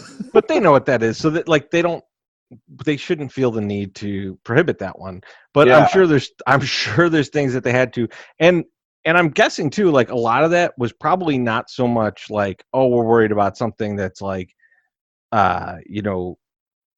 racist or inflammatory in some way. It was probably a lot of like, we can't have like this like Nike shirt because of this or that. Like it's probably a lot of copyright shit more than anything that they can't like have back there. So like Nike's probably a good thing this year for them because they took over the uniforms. So a little bit more. So then Reebok. Sorry, you can't have Reebok. British Knights. You can't have British Knights. You find me some British Knights, I'll be impressed. Oh, I pairs. It's all I wear. I have backup pictures. British Knights. What was that? No, I have backup pictures too, and I'll share those on the internets over the weekend, and so everybody can see what our backup pictures were. The backup picture of me is way too horny for primetime television. You look like a disco dancer or a guy that's into like roller dancing or like roller skate dancing, like in like the 70s and 80s. Which I am. Yeah. Clearly, you know me. You know me and my roller skate dancing. So my Suck Summer, just kind of like lay it out, like what happened that day and like, how you went about this and where we're going to be if we have any idea, that kind of thing. So when did one of you guys, I think, sent it to me, and like we had talked about it. Yeah, I think I sent it over because someone sent it to me, and then I sent it to you and said, "Are we going to do this?" And we were like 100% yes, because I think when Oakland said they were going to do it, we had the soak like soon after. And from what I can remember from the soak, which isn't a ton, especially don't remember a lot after the soak, we had said that we would 100% be in for something like this. So when it happened, we were like, yeah, let's do it. And then you guys said, hey, let's use the most ridiculous, fattest looking picture of My Sock Summer ever, and let's use that picture because we need to make fun of this guy on a national level, so everybody sees him looking like a thumb with a mustache. John, please, you were in control. You could have put the skinny pictures of My Sock Summer if they existed. You could have put that shit in there, right? Fuck you, man. You were in charge. You put the hillbilly picture of me with the cutoff shirt, but you didn't. You just want to complain about it. I had that ready to go, but so that was the second one. But I also, I got those pictures ready, and they to me they seem like could have been a little small. So I just made sure that we had extras just in case. So I just had cut out the backgrounds, and I was ready. Like I was ready to go just in case. And I got your guys' approval, and I always will do what the group wants to do, for the most part. And like I don't fight for like a lot of shit. Like that's definitely not something I'm fighting over because you guys know better than me sometimes anyway. So I just kind of I'm the task monkey, and I do what I'm told, and I do it, and I get it done. So, we know people over at the stadium. So I was like, we could call our good buddy Brooks Boyer and say, hey, bud, put us in the fucking 108, man. This is and in my thought process, it was like, this is a great thing for Jason and Steve to talk about. They could be like, oh, hey, look over there by Goose Island. It's our boys, from 108. Look they all have beers in their hands, except for Treasy because he doesn't have any hands in his picture. And I had to Photoshop an arm in there for him. But yeah, it's like, hey, fuck, like I email over there to our marketing connect or shoot him a text message, and he's like, the charities is doing it. Do you know so and so? And I said, yes, I do. So I sent her a message on Facebook, and I said, hey, I got two questions. Can we be in the 108, and can we have beers in our hands? And she's like, no, on the 108, that's not happening, or that's not the plan. So they're not putting them there. I assume they're putting them behind home plate.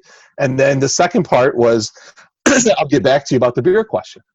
So she gets back to me about 1:00 and says, yeah, you can have beer in there as long as it's Goose Island. I go, well, how about that? I go, definitely Goose Island. Perfect. And the beers are in koozies, so you can't even tell what it is anyway. I mean, we could be drinking Diet Cokes unless you look at us, and then you would know we're not drinking a Diet Coke. But yeah, so that was taken care of. I uploaded it, I paid, and then I got the confirmation today. So yeah, we're fucking locked and loaded. And I know Mr. Han's got it, and Val has one. Doughboy Sal's got one. Or Notorious Sal. Is it? What is it? What is his? What's Justin? He's got I don't know. Notorious SVO? Yeah, Notorious SVO.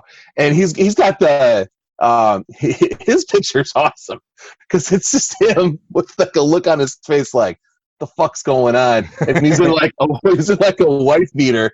It's just like great. I hope he puts I hope he's next to us somewhere. So let me ask you this question. So they got 1,500, was it? Yes. What if they said for an extra 50, you could be one of the 100 people that we're going to put in the 108 and just fill up the 108? That's the only other section, because instead of behind home plate, this is the only other section. Yep. You pay an extra $50. Do you think they could get an extra 100 people for that? Like, do you think they get 100 of those people that did that to go be in the special section where every home run around there or every foul ball, that's going to be who they pan out to? They'll pan, like they could have Chuck Garfien go out and interview us out there, like the whole bit. Like you get it. Could they make extra money running that one? Maybe, and I think they're going to probably try this again, right? Because this is just for the first weekend, so you're not permanently in those seats. The cutouts are just in the seats for that first weekend series against the Twins, so they may give this another shot and maybe they'll spread them somewhere else, or maybe even expand the opportunity. Maybe that's what we could use our 5% for. Keep backing those. I wonder, because they made like over $50,000 with this promotion, right? Like that's good. It's a good amount of money, and I know they're gonna authenticate them, and you can get them shipped to you for like $30 or something. Which we're gonna definitely try to weasel our way out of. That I might use the call and say, hey, I'm gonna come pick these up, okay? Like I don't want to spend $90 for you to ship things a block. Okay, I think that's an option. You can go pick them up. I'm pretty sure. Good. That was noted. Yeah, I would hope so, because I was like, I definitely don't want to pay $90 to get cardboard fat Jacob back. So, but yeah. So I mean, that was cool. We also got a shout out, or not a shout out. We got some questions from a pretty famous beat reporter out there. That's true. And finding out if it was legit that we actually bought them, which we did. Yes. And which we will continue to do throughout the season, just in case. Yeah, definitely. That's right. We'll keep buying these. You keep giving it to charity. We're in. Put us in the fucking 108. 100%. When I was talking to the marketing guy, he was like, "Oh man." He goes, what was he saying that we should do? It was something about money. And he goes, well, you guys, something or that, you spend money. You spent $500 on dollar hot dogs last year. And I was like, bro, you got to see the beer tab that we fucking demolish every year. One of these cardboard cutouts is like a round of beers. Like it might even be cheaper than a round of beers. And depending on how many people are out. Yeah. And like we get absolutely nothing from that except for pure entertainment. Like this, we actually have like our big fat faces out there on the TV. It'll be an authenticated memento, baby. Yes, like part of the MLB crazy ass 2020 season. Like, so what does a set of 108 cardboards go for on eBay? My Sock Summer. Yeah. What is that? 6,000-7,000? What kind of money are we talking about here? I mean, we'd probably want to get them like slabbed, where they put them in plastic and stuff, like on the like through Beckett or something, and then like get a PSA 9 or they're 10. 8. Yeah, well, yours will be 10s. Mine will be slightly damaged because a seagull is going to eat me. That is my goal for this season. I don't care what happens in the season. They could lose 24 out of 24 to the Tigers, Royals, and Pirates, as long as a seagull eats my face in my seat. Will the value of them go up if we autograph them, My Sock Summer, or maybe even if we mushroom stamp them? What additives can we add where we can get that price up? Because we'll give it to charity. Yeah, it's funny because I kind of want to keep them. Like I would like to keep them and it's because it's. Let me ask you a question. If we a weird thing to have. If we keep them, yeah.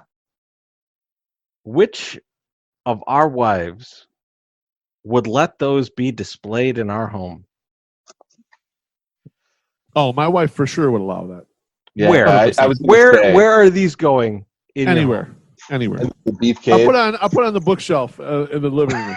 100% will be allowed. Right now, I have on my bookshelf. I have taped to my bookshelf a picture of one of the Property Brothers that Bonita Stinky cut out because she was making a collage and it was just left over. And now it's just taped to one of the bookshelves, so it's looking at us while we watch TV. Anything goes. Judging. So it'll be me for sure. Do you have to tell them that you still live with your parents, but you have $12 million to spend on a home? Yes, that's preferable. I think that it's my wife is that's a hard no. Like maybe they would join the Topanga fantasy art that hangs in the back room of my house, like behind boxes, obscured from view. Like I feel like Cornsey would be like, you should put them out on the balcony so that everyone can see them. But really, she knows that as soon as it gets windy, they will just be gone. Yeah, and then we could be responsible for a death because somebody got decapitated because they got with our fucking foam core fucking body flying off and killing somebody. Yeah, I mean, like that's probably like the number 3 reason of deaths in the U.S. is foam core slicings. Yes. Before we get to the next thing, which will be another My Sock Summer thing, I just want to quickly mention this to you, Beeflo. Because I have up the Tim Beckham baseball reference page because I was looking to see if he truly is a free agent. And he is, but who do you think his most similar batter is in similarity scores? I'll take a guess because someone that reminds me of him a lot as far as like real tools and everything, but not really good is like Sean Dunston. So you're on the right track. Okay. It is Junior Spivey. Yes. But Tadahito Iguchi is number 10 on that list. Nice. Oh, shit. Nice. Love it. All right. My Sock Summer. Tonight's episode is brought to you by our good friends at Lisa's Brick House Bar and Grill, located at 216 Locust Street in Sterling, Illinois. Phone number is 815-590-5472. I'm assuming you can call that number to order food. Now, the last time we read this fucking ad, like literally the next available time that somebody could be there, they were there. Our man, Aussie Sox fan Jason Hosking, rolled right up into Lisa's right after this ad was there. So if you guys are hesitating on giving us your money to do ad reads, that's how well this works. We fucking say it. Jason Hosking will go anywhere and patronize your business. So even if you're in like the East Coast or something, Jason Hosking will drive all the way out to the East Coast because he wants to try that lobster roll that you want everyone to try. So anyway, when Jason Hosking was there, he was sat in the lovely patio seating, and I saw a Smoke the Dagger in lovely downtown Sterling. He visited the town that raised me. Once things are back to normal, they have an all-you-care-to-eat breakfast every Sunday. Each plate is made fresh for only $8 a person. A person, not a plate, Duof. Daily drinking food specials. They have the mystery $1 beers Monday, Tuesday, and Thursday. Folks, I'm not a mathematician, but 3 out of 7 days sounds like really good odds that you're going to show up and get really hammered for about $10. You damn right. They feature Comcast and DirecTV year-round. So if we ever have sports again, they'll have all the teams playing. She will also have the Marquee Network and the NFL ticket. Friendly faces and hometown feeling served up daily for free. That shit's on the house. So Lisa's Brick House in Sterling, Illinois. 216 Locust Street in Sterling, 815-590-5472. I hear the burgers are fucking delightful, and the Philly steak. I think that's what Hosking had. He had the Philly chicken Philly. So because that's what Shankster recommended. So if you guys happen to be in Sterling, let me know. My dad will come down, smoke up with you if you are her friendly, and probably crush a couple beers with you. So that's definitely happening. He's being very safe in COVID, but he can't turn down good flower bud if you come to the Sterling. I like how MSS is painting his dad as like Willie Nelson rolling up on you. Just no joint from you or some shit. He's like a bald Willie Nelson. It's like bald Willie Nelson. So amazing. So very recently, our own My Sock Summer hit up a Chicago Dogs game with Wally Money and Aloha Mr. Hand. I want you to tell us about this, but before you tell us about this, I looked up their roster just to see if there was anyone that I'd ever heard of. There's not, but there is legit a guy on this team. There's a pitcher on this team who is 9 days younger than me. Oh, really? Wow. Why is this guy still playing independent baseball? What is happening? What, do you hate Jake Taylor? Come on. Let this guy live his dream. I mean, I would be fine with it if he was like a former major leaguer just like hanging on to the glory days. But I think Zambrano did with them last year. Has he just been doing this his whole life, or did they put the wrong birth date for this guy? That's a possibility. Maybe he's just out there grinding, bro. Maybe he's just like, you know what? I'm just going to see what happens. You know, it's probably an extra job, job. game, motherfucker. Yeah, like he probably sells insurance or some shit on the side, or siding. Cocaine. Maybe he does gutters. And then in the summer he goes out there and he plays some baseball. But So my suck summer, tell us about how this went, man. Give us the play-by-play of going to a baseball game during the pandemic. it was so they're located. I wrote a big blog about it, or a little blog, whatever, about it. So if you want to check it out, you should do that at FromThe108.com. But I'll give you the hits. It to me felt exactly like it would to be going to Rosemont to watch a minor league baseball game. Like it was, the traffic was like, because we're in this whole situation, the traffic was easy until I got to fucking Rosemont, and then it was backed up. And it was opening night, so there was people that were obviously going out to this. And so we got into the parking garage. It was like it was like $3 a park or whatever. And in the parking garage, I'm sitting in the car and I'm texting, with Mr. Han and Wally, I'm like, hey, I'm here and whatever. And Mr. Han sees me and he's parked right across from me. So we do a little exchange. I had some stuff for him. He had some stuff for me. So we did that. And then Very horny. we text Wally, but we got our masks and we mask up and we're walking down to get in line. And that's like when he starts to like become a real thing, right? Like, because before you're like, yeah, I'm gonna go to this game. Oh, they're socially distancing. It's only 20% capacity. Like, oh, that's not that much. This is still a lot of people. I haven't been around a lot of people. Like the most people I've been around is maybe like 10, 15 people. And This was like way more than that. And I'm like, okay. And we're walking. We get in line. Not everybody's 6 feet apart, but we're all masked up, So I'm like, okay, our line is moving incredibly slow, and I kept looking up there, and it was because the guy in our line was, I think, taking the thing seriously and actually taking the temperatures of everybody going in and popping you in. Now they're not touching you with the gun; they're shooting you like on the forehead there and just getting you. And I had a hat, and I was like, oh no, like is that going to screw it up because it's been real hot? And the guy's like, no. Fuck you, go inside. And so I went inside, and they scanned the tickets on the phone and everything. They have the wands, so they don't have a lot of like, it isn't the, oh, hey, do you still have your keys in your pocket?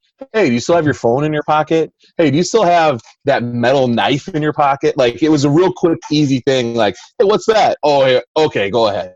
And then, of course, I have my chain on, but I take it off when we're going through the gates like that. But so we get in, we get our bobblehead, because it's one of the reasons we went. They had a Mike Ditka bobblehead, very nice.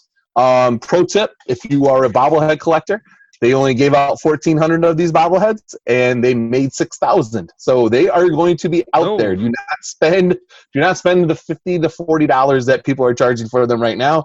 You will be able to get one, I'm sure, a hell of a lot cheaper coming soon. Like, that's a lot of Mike Ditka bobbleheads. Just saying, no one needs 5,000 extra Mike Ditka bobbleheads. They will be given out at some point. They need to get rid of these things.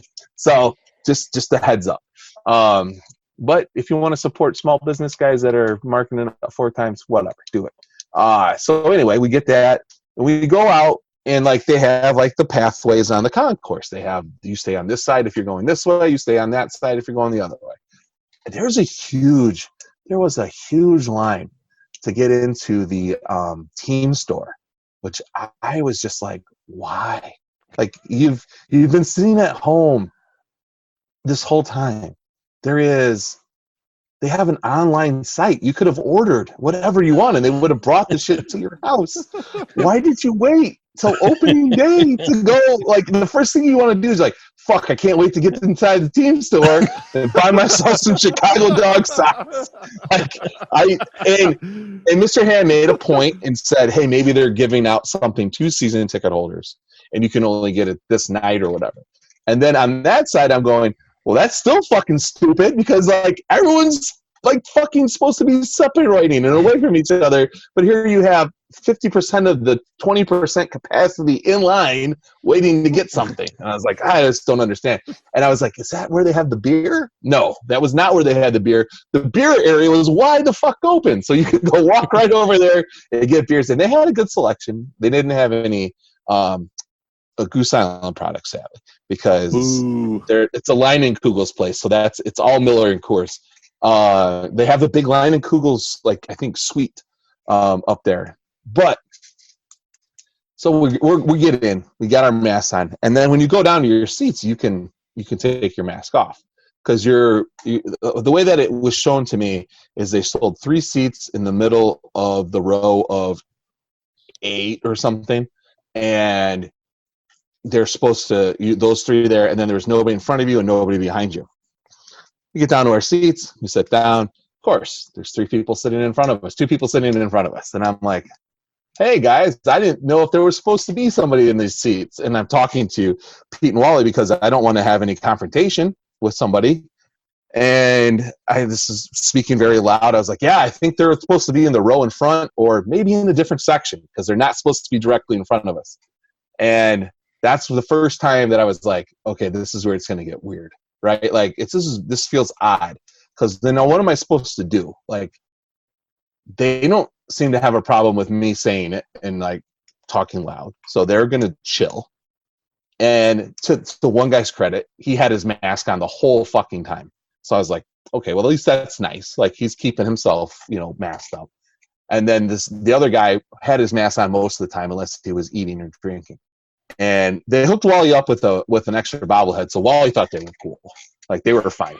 Like, they're good to go. Wait a minute. So hang on a second. So you were worried about them being too close, but the second that there was some bartering going on, then it was okay. It was. How did this exchange happen? I go, Wally. I don't think those guys are supposed to be sitting there. And you're like, oh man, I don't know. He's like, one guy gave me an extra bobblehead. They're fine. Don't worry about it. I don't know if that's how it works. Like, and so that was the first thing, and that's what kind of put me down that path. Like, I started thinking about it. I was like, what am I supposed to do? Like, I don't want to confront them and say, hey, get the fuck out of here. And then I was also like, am I supposed to go talk to the usher, who obviously sees a lot of this going on, and I'm not faulting the usher either, because the usher has got to be like, hey, maybe those guys know each other and they're all sitting together. So like, what the fuck, Like, he doesn't know. So also, I don't know. You were deballed at this point, because there was a bobblehead exchange that happened before this to pay for the closeness. Like, honestly, the only thing you could have done was move. Yeah. But I don't know where you're supposed to move to. Like, right. I mean, it wasn't. It's maybe it's very. Yeah. Where are you guys supposed to sit? I'm gonna go sit there. Yeah, we were in section 103, like 9th row. Like, it was, and there were good seats. And like, I'll tell you this: if these games, you're in the line of fucking fire. So if you're not paying attention, you're gonna get smoked. Like there was balls flying all over the place, and you're like, well, yeah, you were sitting with Wally. With Wally, yeah. Usually it's like that when Wally's around. But yeah, no, it's like you got to be paying attention. The last time I was in a situation where I was that close and I had to be watching my shit constantly was in Cal State Fullerton for like a Final Four game, like the Final Four baseball games, and they had this old ass like metal garbage can that just had like indentations in it from all of the fucking foul balls that had been in there. And I was like, God, that would just crush your skull, like like it just would kill you. So, and you were sitting like 7 feet from it, weren't you?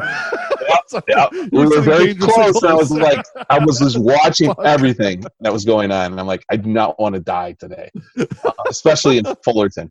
But yeah, I just like the biggest takeaway. Like, I was okay with going and getting drinks.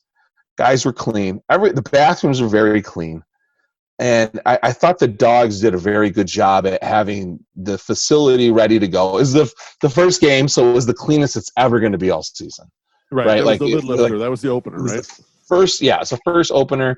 I didn't piss until the end of the night because like you can't drink if we're driving. So it's like I couldn't drink. Right. Yeah, like one or two beers. Waiting. Yeah. You know, I had like 2 beers like in the entire game, and it was a rain delay, and I don't think we got out of there until like 11. But it's just like the one thing that I was you're gonna run into people when you get out there, when we start going back in, that maybe don't take this as seriously as you and don't see it the same way you do. And if you want to put yourself in these situations and go out and go to a store, go out to eat, or go to watch a baseball game, like you're gonna have to be okay with somebody 100% not following the rules, not doing every little precaution that has been put into place, and you have to be okay with that. If you're not okay with that, you need to stay your ass at home. Like I just feel as though it's the Wild West out there, and seeing 1,400 people try to coexist and it not doing the best, and not the worst, but not the best, but like the random old people just walking the wrong way on the other side of the barrier when there's arrows like pointing, go this way, go that way. And they're just blatantly going, I don't know what the fuck's going on. Or they have their masks on their chin while they're in the public areas. You're like, the fuck are you doing? You know, were they like Uncle Leo when he stole the book from Brentano's? I'm old. I'm confused. Was that how they whatever they want? You know? Yes. The guys that don't realize that there's like 17 people in line and they just walk right to the front, like when you're at the airport. They're like, what are you talking about, line? I don't see a line. I'm old. They're like, no, dipshit. You're in fucking boarding group C. Sit your ass the fuck back down. So, yeah, it's just that kind of shit behavior that you're going to see, and you're going to have to put up with it, and you're going to have to be okay with it. Like, if you don't want to be okay with it, don't fucking go out. Like, that's the easiest way I can do it. And like, we've been talking about a lot of that shit, going on vacations and doing this and doing that. And it's like, listen, we can try whatever we can to be as safe as possible. But like, you, at some point you have to be like, listen, the caution, you got to throw the caution into the wind and just decide if the risk is worth it and if it isn't. And that night, watching all this go down, I'm like, I don't think it's worth it to go to a place with 8,000 people. Like, I don't think I could do it. I really don't think I could do it. And if they're in the playoffs, maybe I could do it. But I don't know if I could do it for just like a regular season game. Right. And I don't foresee myself going back to the Chicago Dogs games, although it was fun. I mean, I'd go at once, but I don't know if I need to go every time. I saw a lot of online stuff and people, like, interviews there. They're like, wow, it just felt good to get back out and get back to normal. But it's not right. It's not time. It's good to go out and get COVID. Right. It's like you're seeing all this other stuff going down, and you're just kind of like, listen, if I got to give up 1 year of my life so that, you know, other people can be safe and whatnot, I'm going to do it. Like, I don't need baseball that bad that I need to go out and do that. Like, there's more important things. I'm enjoying a lot of my stay-at-home time with my family. I love being able to sit outside. I love the fact that I haven't been tempted to smoke a cigarette in about 4 or 5 months. That's good. You know, that's impressive that you've held on to that, my sex summer. That's good. Yeah. Well, I have to, because I don't have a lot of, like, when the wife was working, like, I had some alone time, you know, and the kid was in school, like, I could go out and, like, smoke a dagger here or there. Now I don't have that. Like, it's like the wife's always here. So, like, it's like, I just can't.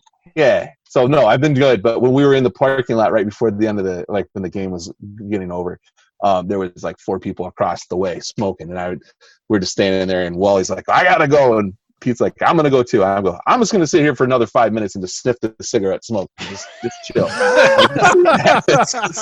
It reminded me of old times, but then I was like, it also made me smile on the inside. It was like, I'm just glad that I don't have that huge desire at that point, like, oh, I need to go grab a pack of cigarettes, or, you know, I'm walking home from the beef deck and I'm like, you know what, fuck it, let's go get a pack of cigarettes. You know, like, it's nice to not have that over my head. I miss it like hell, but it's pretty dope. So. Now, Treasy, I hate to break in here. Yeah, but it's time. It's time to draft. Yes, baby. Yes, sorry. Let's do it. It's time to draft. We got to get in this draft. This draft are we is losing? so good. Are we losing time? I don't care. I just want to get to this draft. I'm sorry, I'm rambling a lot. It's so fucking good. Hey, my sock summer, it's his big dick, and he's ready to fuck right now. So let's go, man. I'm so excited for this draft. I want to get into it. You guys Pretty ready good for draft. this fucking draft? I'm ready. Let's do it. I'm actually a little nervous because I know how excited all of us are. I hope that the listeners love it as much as You know what? I loved like looking up all this stuff. I'm gonna tell you what, the listeners are gonna tell us a lot of things we missed for sure. because this is such an expansive draft. This could be anybody. It is. This could really be, it's any sport, anybody. So For sure. what the draft is, and My Sock Summer, thank you for this draft. This is a beautiful one. It's a great idea. This is teams you'd like to party with.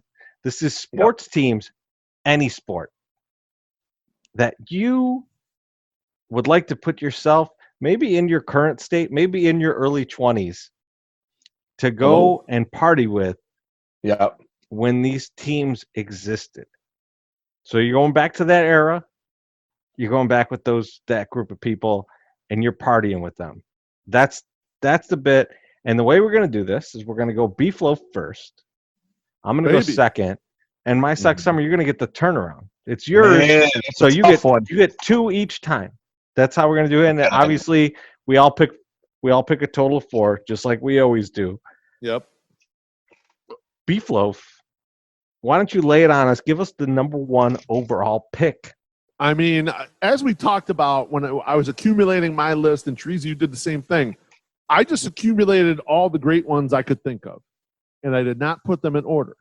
But as I look at them, as I view through them, I think there's one team that really hits me as a team that I loved in my childhood, a team that I still relate to today, and I still think of. When I think of a great baseball team, I think of this team. Oh, okay. In my lifetime, it's like one of the great baseball teams in my lifetime. It's also one of the great fucking party teams of all time. Mm-hmm. And the team that I'm going to pick number 1 is the 1986 New York Mets. We got Doc Gooden, we got Darryl Strawberry, Keith Hernandez, Roger McDowell is on that squad. I mean, the list of guys on that team, party team. I mean, Lenny Dykstra, Nails is in center field, baby. I mean, like, you got just the wild fucking team, and I just couldn't imagine being around them that whole season. You're in New York City. You're the best fucking team that's around. You're dominating the whole goddamn thing.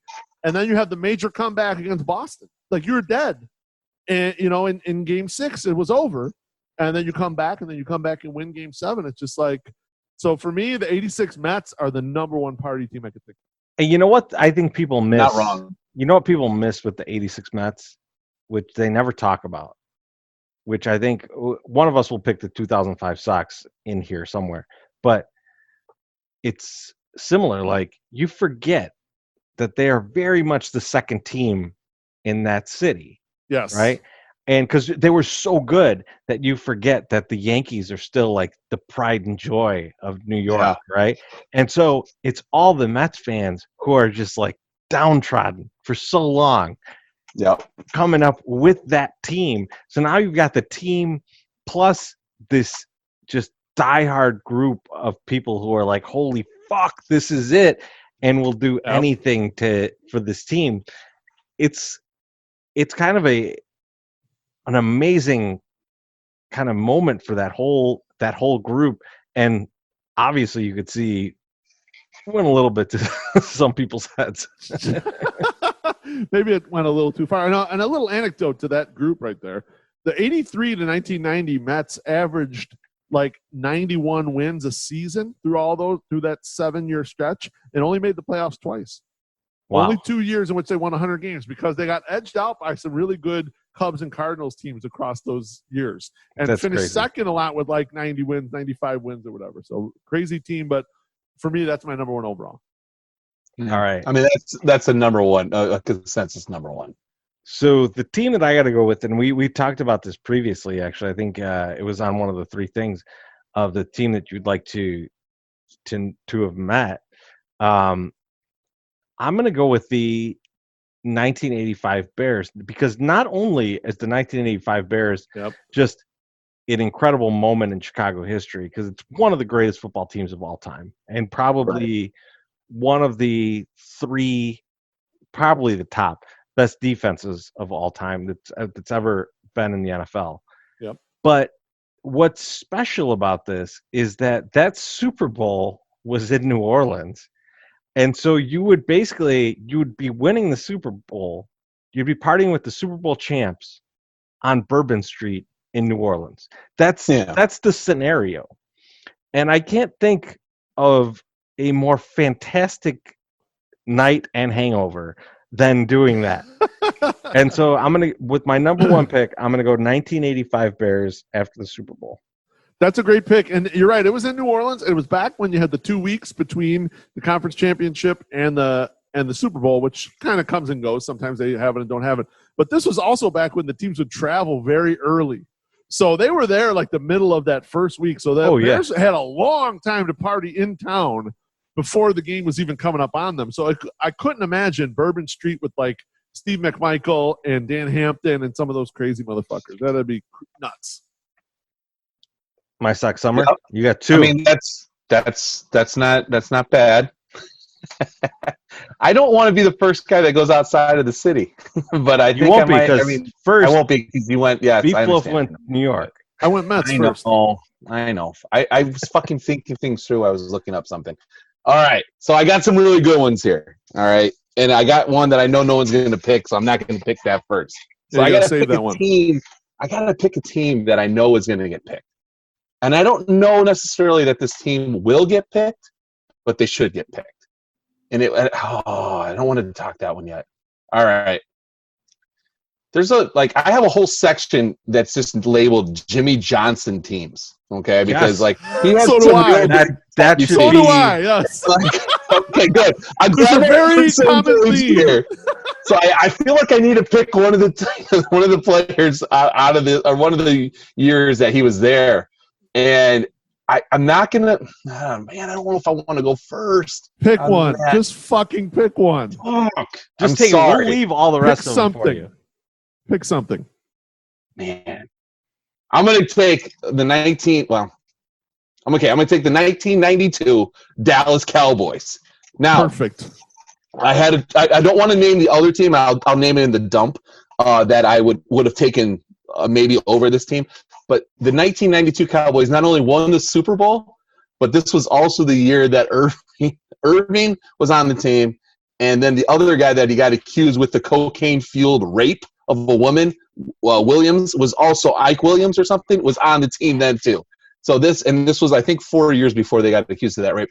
But they've been partying real hard back then, to get to this point where they had to become they were cool then. They were Super Bowl champions, that year. They were doing really well. So that they had to have had some good shit going. It wasn't bad yet. It got bad 4 years later. Are you guys familiar with the Dallas Cowboys White House?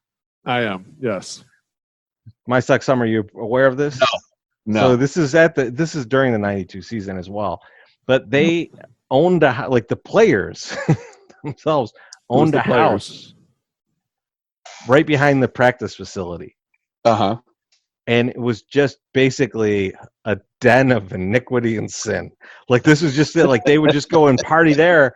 And it reminds me, and someone might pick these guys, so I apologize in advance, but it reminds me of the 90s Bills, where Jim Kelly would be like, just everyone come over to my house so that you fuckers don't get in trouble.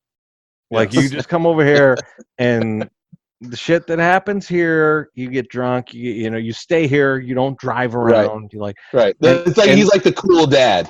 Right, and yes, he's the quarterback. Get you some off ice. Just chill here, okay? Basically, the Dallas Cowboys White House was this minus a human being supervising this, and so that's why it's so insane. It was just it was the same idea, only no one's in charge. And I thought I saw, Treasy, that in an interview with Michael Irvin that they had a waiver for guests that were not part of the team. And they had to sign, what you see in here, whatever goes on in here, you cannot go, blabbing to the public, kind of report to the paparazzi and shit. That shit couldn't happen now. Yeah, no shit way. Could not happen now. 0%. That is how they had that set up. But My Sock Summer, you have another pick. I do have another pick. And while you guys were talking, I was going over everything. And I'm going to take, which I think is probably a good party team, And it might get a little bit of like, fuck, man. Nah, I'm gonna leave you guys. I'm gonna leave you the other ones for you guys. The 1979 Pittsburgh Pirates, and that was the one where they had That's the the We Are mascot Family. that was selling cocaine to all the other players, and that had to have been a fun fucking time because not like you were the cool kids, right? Like you had the fucking mascot that was selling cocaine. Like everyone was excited to come play the the Pirates. They were like, "We're going there. We're gonna get fucking high as motherfuckers." So I'm gonna take those guys. I'm gonna take the 1979 Pittsburgh Pirates. See, I had the 71 Pirates. Okay. Because that was Doc Ellis era, and so I assumed that shit was crazy. That wasn't the year though. No, but it was building up to that. The shit was already. It was the year before, 1970s, when he did the. Right, when Doc threw the no hitter on the LSD. Yeah, but that's fine. But the 71 team is the one that won the World Series. They won the World Series. And so, but nevertheless, that's not who I'm going to take. But I agree, the 79 We Are Family Pirates. That's a great pick. Is a great pick. I have to take it. There's a lot of shit that you know. What's funny though is it's so if you read the book about the cocaine 7. You know, with the Pirates, yeah, with that guy you were just talking about, the mascot selling drugs. They talk about going to Chicago and the couple Sox players showing up and doing all this cocaine and buying all this cocaine from one of these guys that are the dealers that kind of travel with the team and then never paying them back. And I hadn't really thought about what White Sox that might be. Right. But today when I was looking up, what teams am I going to look at? And I looked at the 71 Pirates. Oh, Richie Zisk was on that team. Yes. I'm pretty sure he was there in the late 70s for the Sox. And I'm like, sure was. Well, how would they know this guy? No, I'm not saying it was him, but it looks like it might have been. All right, so now it's me, and it is you. And man, there's plenty of teams. There's a lot. But the team that I got to take, because I think that this might have been one of the greatest party teams of all time, and they're right here in our hometown.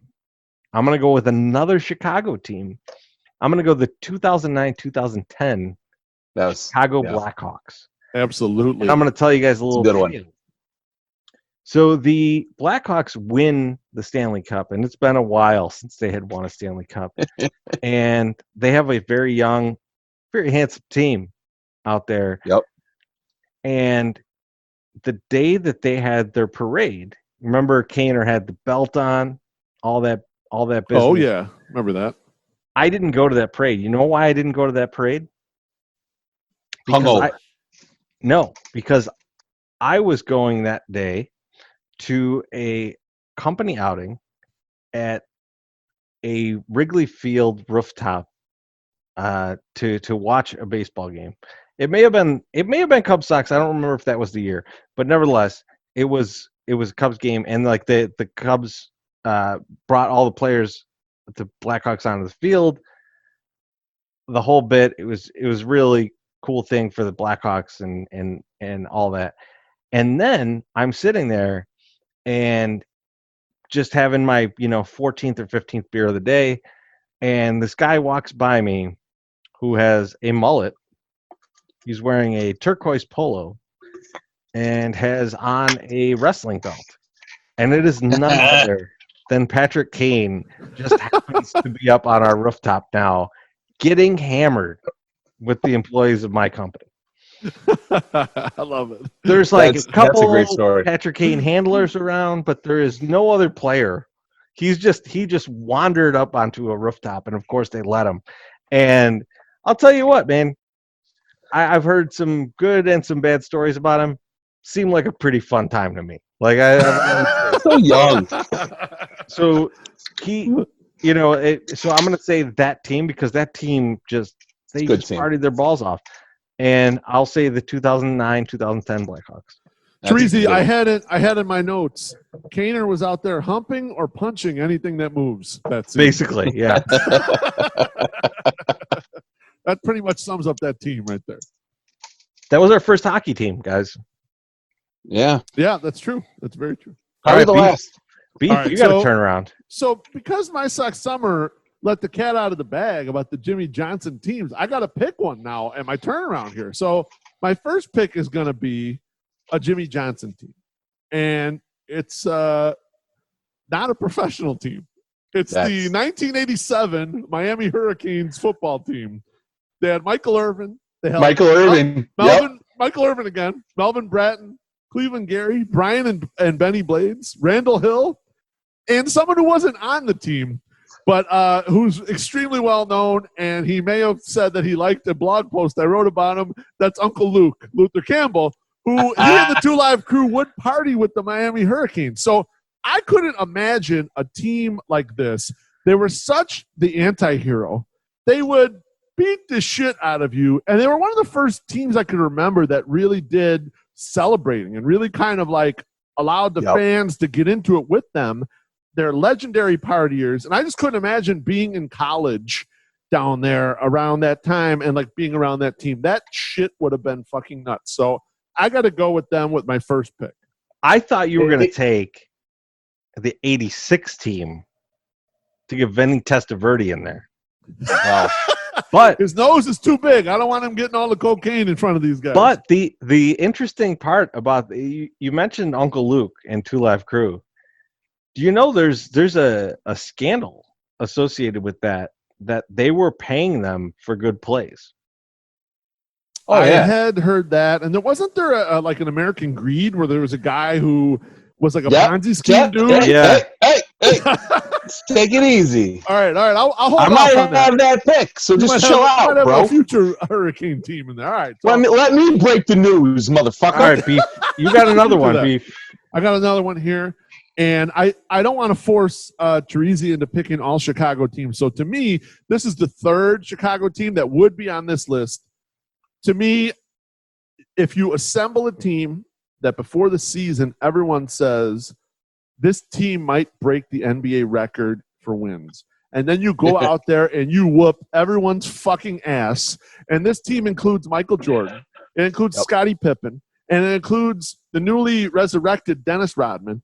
I've got the 1995-96 Bulls, the 72-10 Bulls that whooped everyone's fucking ass, and this is before kind of they had gotten, like you saw in the documentary, the guys were kind of at the end. They were out of gas, right?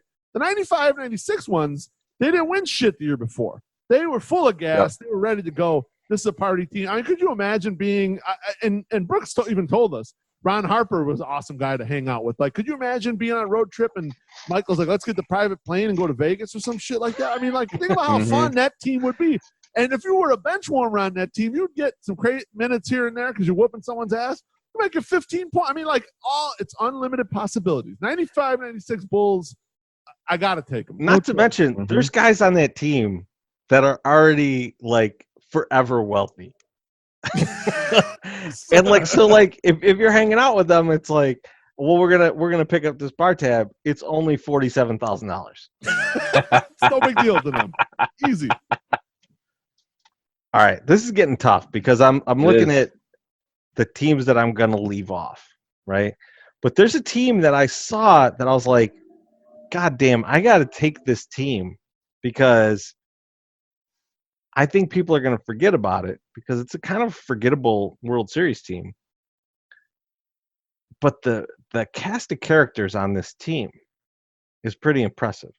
So I'm going to take the 2010 San Francisco Giants World Series team. And I'm going to list off a couple guys. Very interesting. Brian Wilson is the closer of this team. Not that Brian Wilson. Not the guy that wrote Baba Baran. Close enough, though. But he's also insane. Yes. Yeah. Both are insane. Juan Uribe. Yes. Pat Burrell. Pat the Bat. And you know what the Bat is. What a beautiful much like Uribe. Aaron Rowand is on this team. Oh man, I forgot about Aaron Rodgers. Pablo Sandoval is on this team, and so is Barry Zito. Now, as we mentioned earlier in the show, unfortunately, Aubrey Huff is also on this team. But let's forget that he played. Hello. But this seems like if you were going to go to a party, that shit would be insane. Like the celebratory party of this World Series would be absolutely incredible.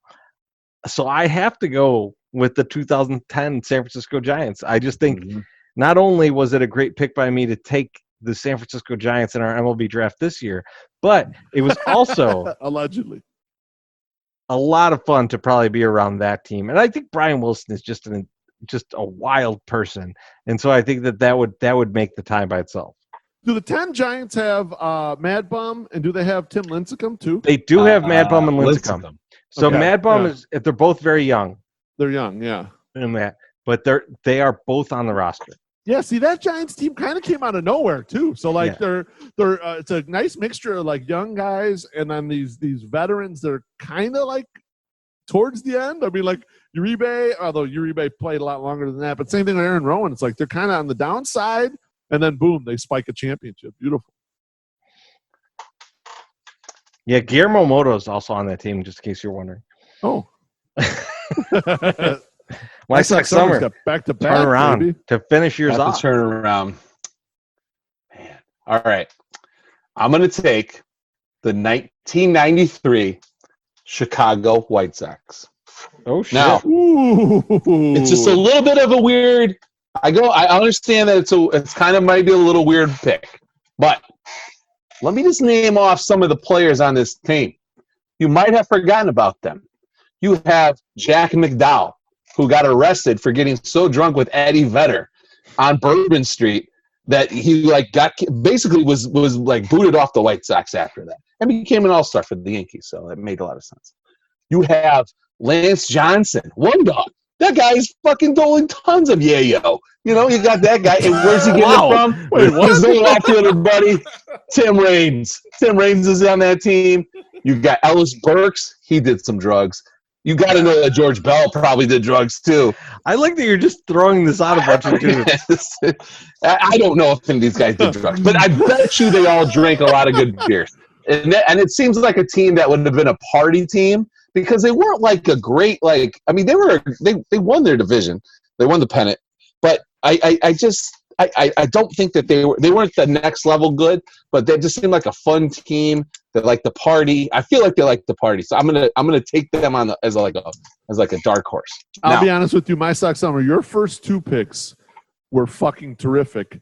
This one might lose you the entire draft. You got to come hard with this fourth pick because the 93 Sox aren't really known for anything, and I know and there are other ones on the list that you could have nailed there. So I got to. I understand. Right, Tim Raines is known for some things. Okay, he is. He's yeah. Sure, but then you go Expos.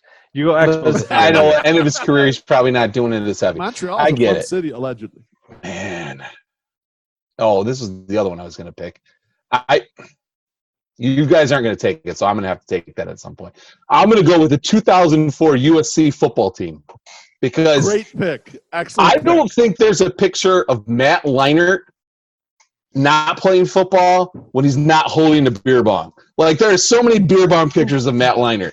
Like if you Google him, it's him with a beer bong or him throwing a pass. And I also don't think that Matt Leinart played over 100 downs of football in the NFL. So he probably is still cognizant. And so he had that going. Now you also had Lendell White and you had Reggie Bush. Yes, Lendell White. Okay, so I looked up this team. Lendell White was terrific that year, and I'd forgotten about him. Yeah. He had like 18 touchdowns or something nuts, man. Yeah. It was amazing. He spends a lot on booze at the Cheesecake Factory. I'll tell you that much. Him and Vince Young. But and then it's also a team that's headed up by number one cheater, number one truther, Pete Carroll, who let these guys do whatever the fuck they want. But there was no, and there's still, there is now, but there wasn't then. There was no football team in Los Angeles. So these kids were killing it. They are the toast of the town. Yeah, they're getting it in everywhere, and it's LA.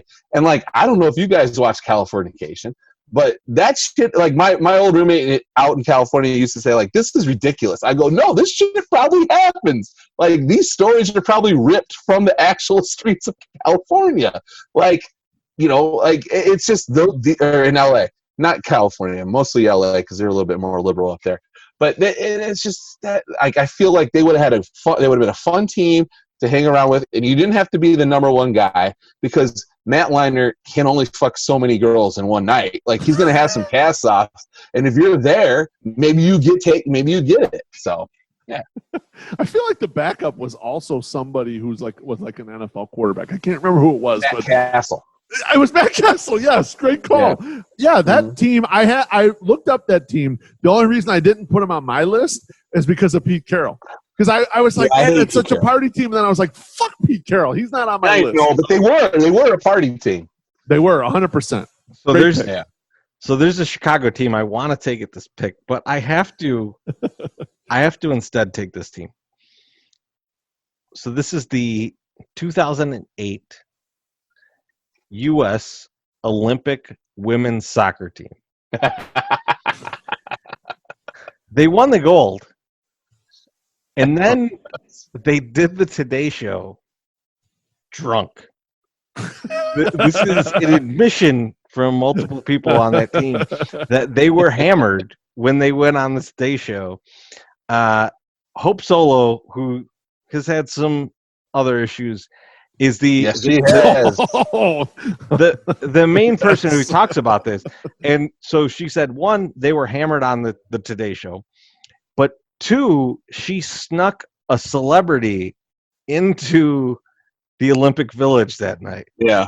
For her, and I'm air quoting this, like, Olympic moment. And so this was some wild shit. And, like, that team partied their balls off. And God damn it, I would have loved to have been there for all of that. That sounds amazing. That sounds like some crazy ass shit. Like, think about it. Hanging out with a bunch of chicks. That could kick your ass. No, think about winning an Olympic gold medal, but as a team. Yeah. And a team that wants to party together. Like, so, because you think about the Olympics, it's usually individialistic sports. Right. It's the dream team. And, like, the dream team has, like, their own issues. And, like, they're all world guys already, and they care more about NBA championships than about the Olympic gold. Yep. This team, this is like a fucking everything moment, and they're in a place where they're like, well, we just have to all get hammered together and then show up on whatever channel the Today Show's on. I don't give a fuck. and do an interview drunk as fuck the next day. Like, I love it. I think that's incredible. That's the team I want to party with. I'm so happy that someone picked one of the Olympic teams because you can't pick the dream team because it wouldn't have been because they didn't give enough of a shit. They were also individual entities, kind of like you were talking about, Treasy. But Olympic villages are infamous for craziness and a lot of sex and a lot of drinking and shit because you have all these top athletes, young people, all together in one spot. And I was struggling to figure out, like, oh man, how can I get my way into an Olympic team? But I'm glad you grabbed the 8 U.S. women's soccer because that's a great pick. I'm glad we have at least one Olympic team in. Yeah, I was thinking about the 90s men's team with like Alexi Lawless and Tony Miola and all those guys.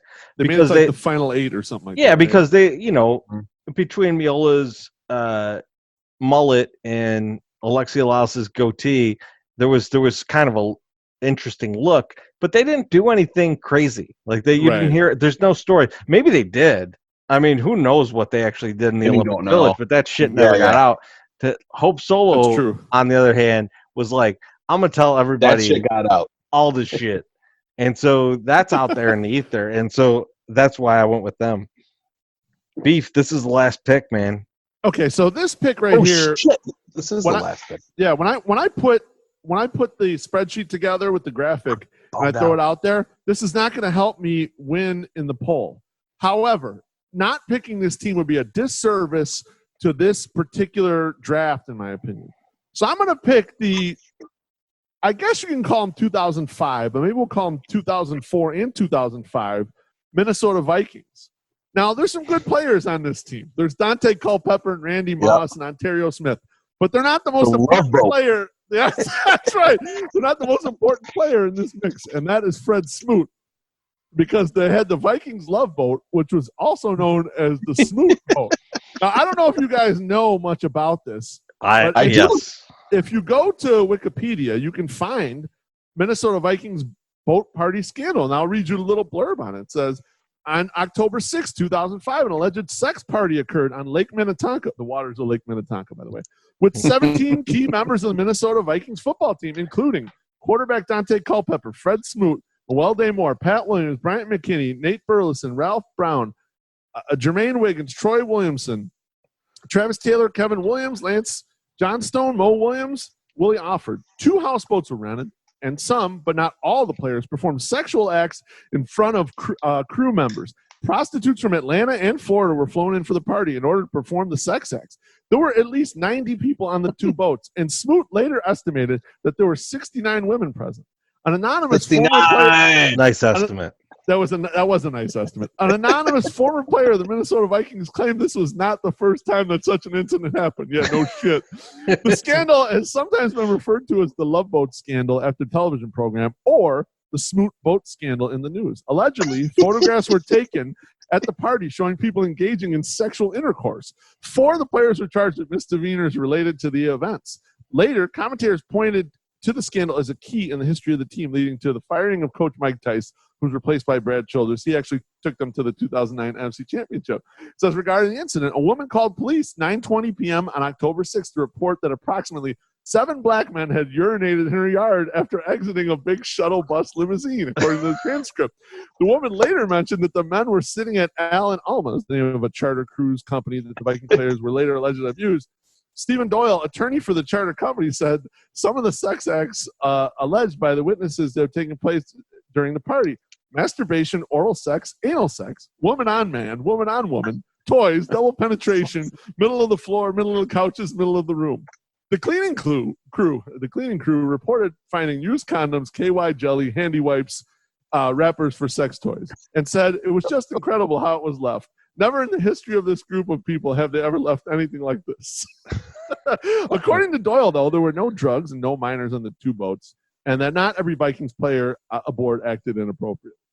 Crazy shit. And I remember when this came out, it was like, oh my God. But then it was also kind of like, it is all adults just doing adult stuff. And it's not for my taste, but I guess, for some people. So of the all-time party teams, I felt like I had to keep them in there, even though maybe I wouldn't necessarily have loved that party so much. Yeah, that's. I mean, I remember that. It's a huge story, right? I mean, that's crazy. But I'm flabbergasted that you could still purify yourself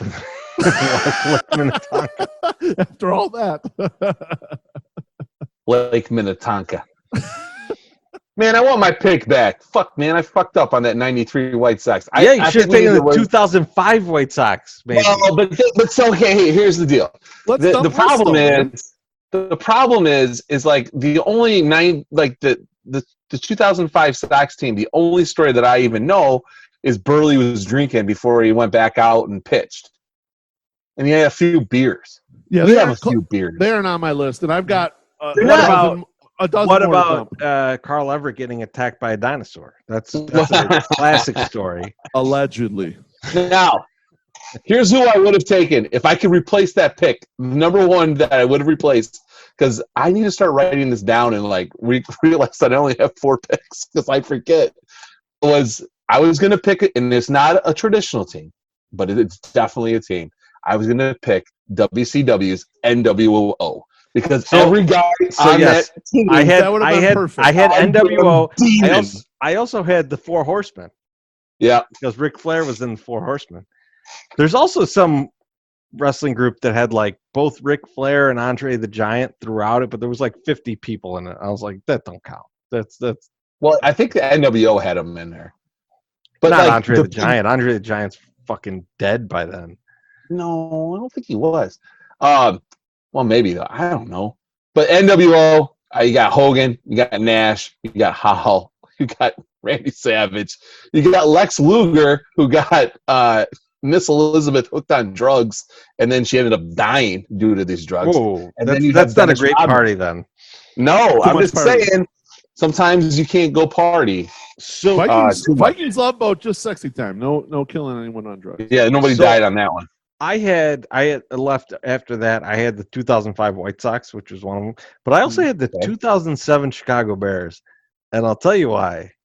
Both Brian Greasy and Kyle Orton are on that team. Drinky.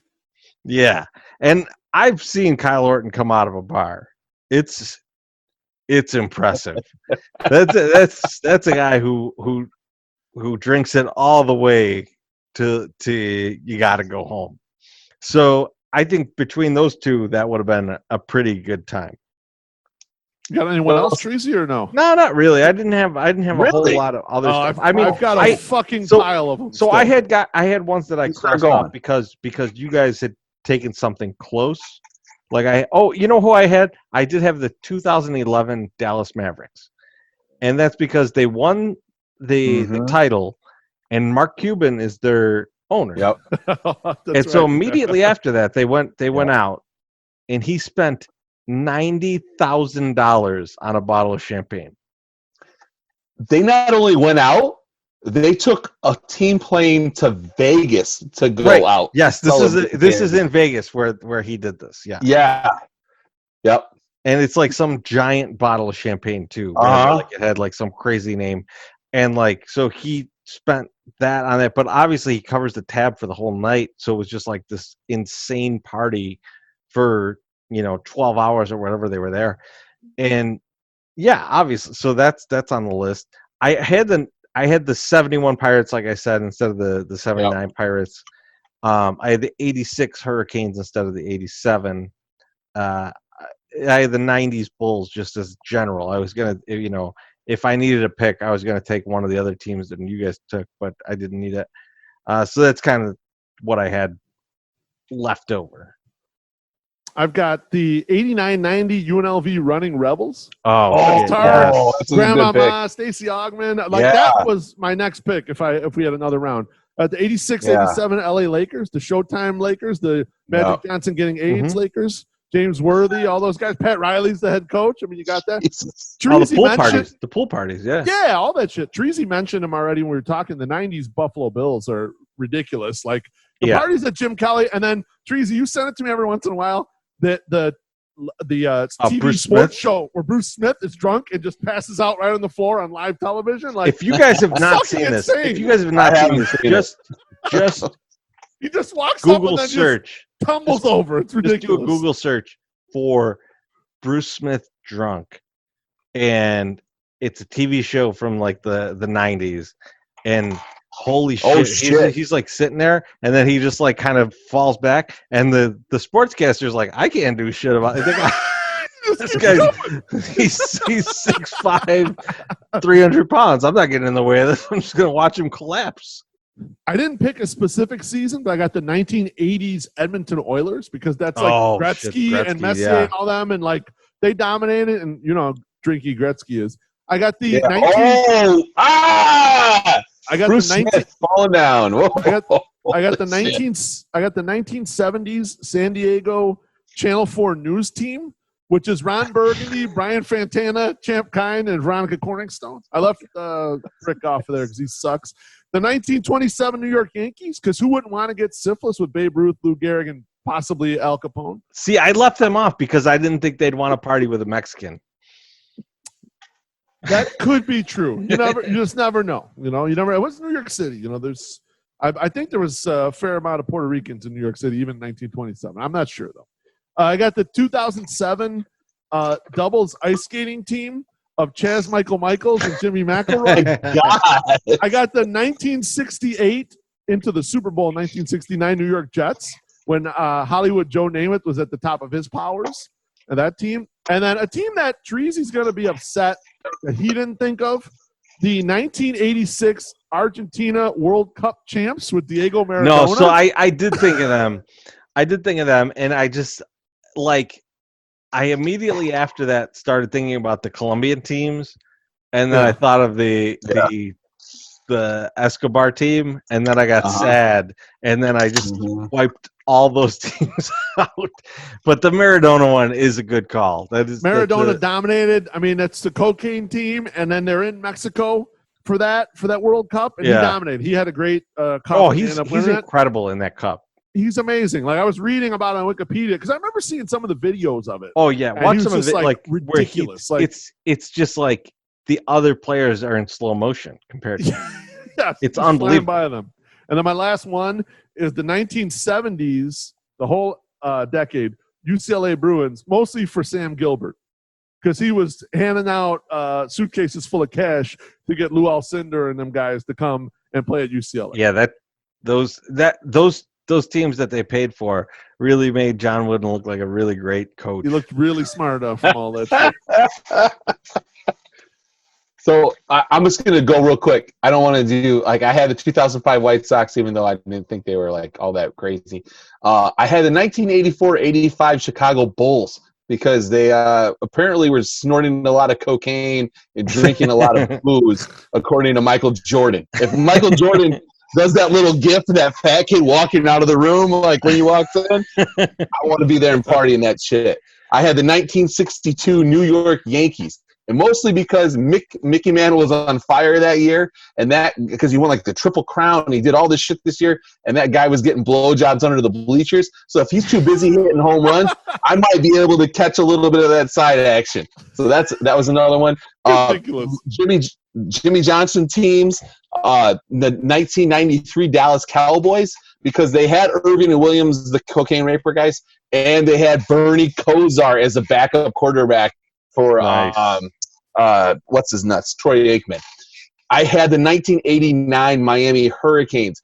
The reason I picked the 1989 Hurricanes is because Uncle Luke was in his fucking prime at that time. Yeah. That was when they were going nuts. That would have been the funnest time. They'd be like, yo, what are you guys doing? Not much. We just got out of practice. Yo, come over to the club. We got bitches opening bottles of champagne with their buttholes.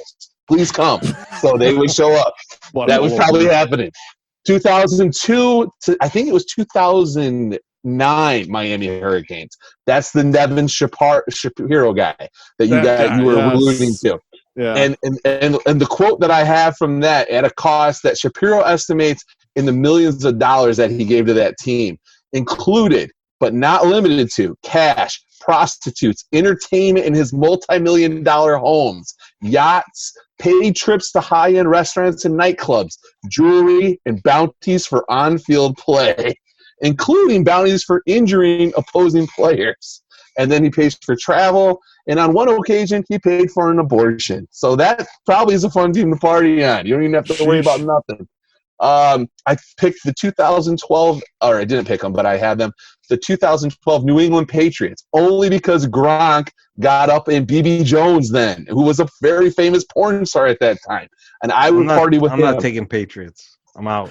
I am not man enough to party with another member of the 2012 team, who was Aaron Hernandez, who I don't know what would have happened. Hello. The other wrestling team that I had picked, the Road Warriors, because Hawk was a straight up fucking mess. But Animal was always there to get you out of trouble because he did that for Hawk his entire life. Now, if I could pick a single person, the one single person that I would have picked, who should be a team all on his own because he's a big man. He's a 108 thick man, John Daly. That was the only guy that I thought, I would love to party with him regardless of wherever he's at. I thought Andre the Giant would be a one-man wrecking crew. That'd be fun, too. Yep. In researching this, Gina Carano might be a one-man wrecking crew in this as well. I remember when those pictures came out. Those are awesome. The team that I left off of this is the late 80s, early 90s Oakland Athletics. And it's purely on the fact, because I love Jose Canseco. I would love to party with Jose Canseco. They're left off purely on the fact that I would not want to hang out with Mark McGuire.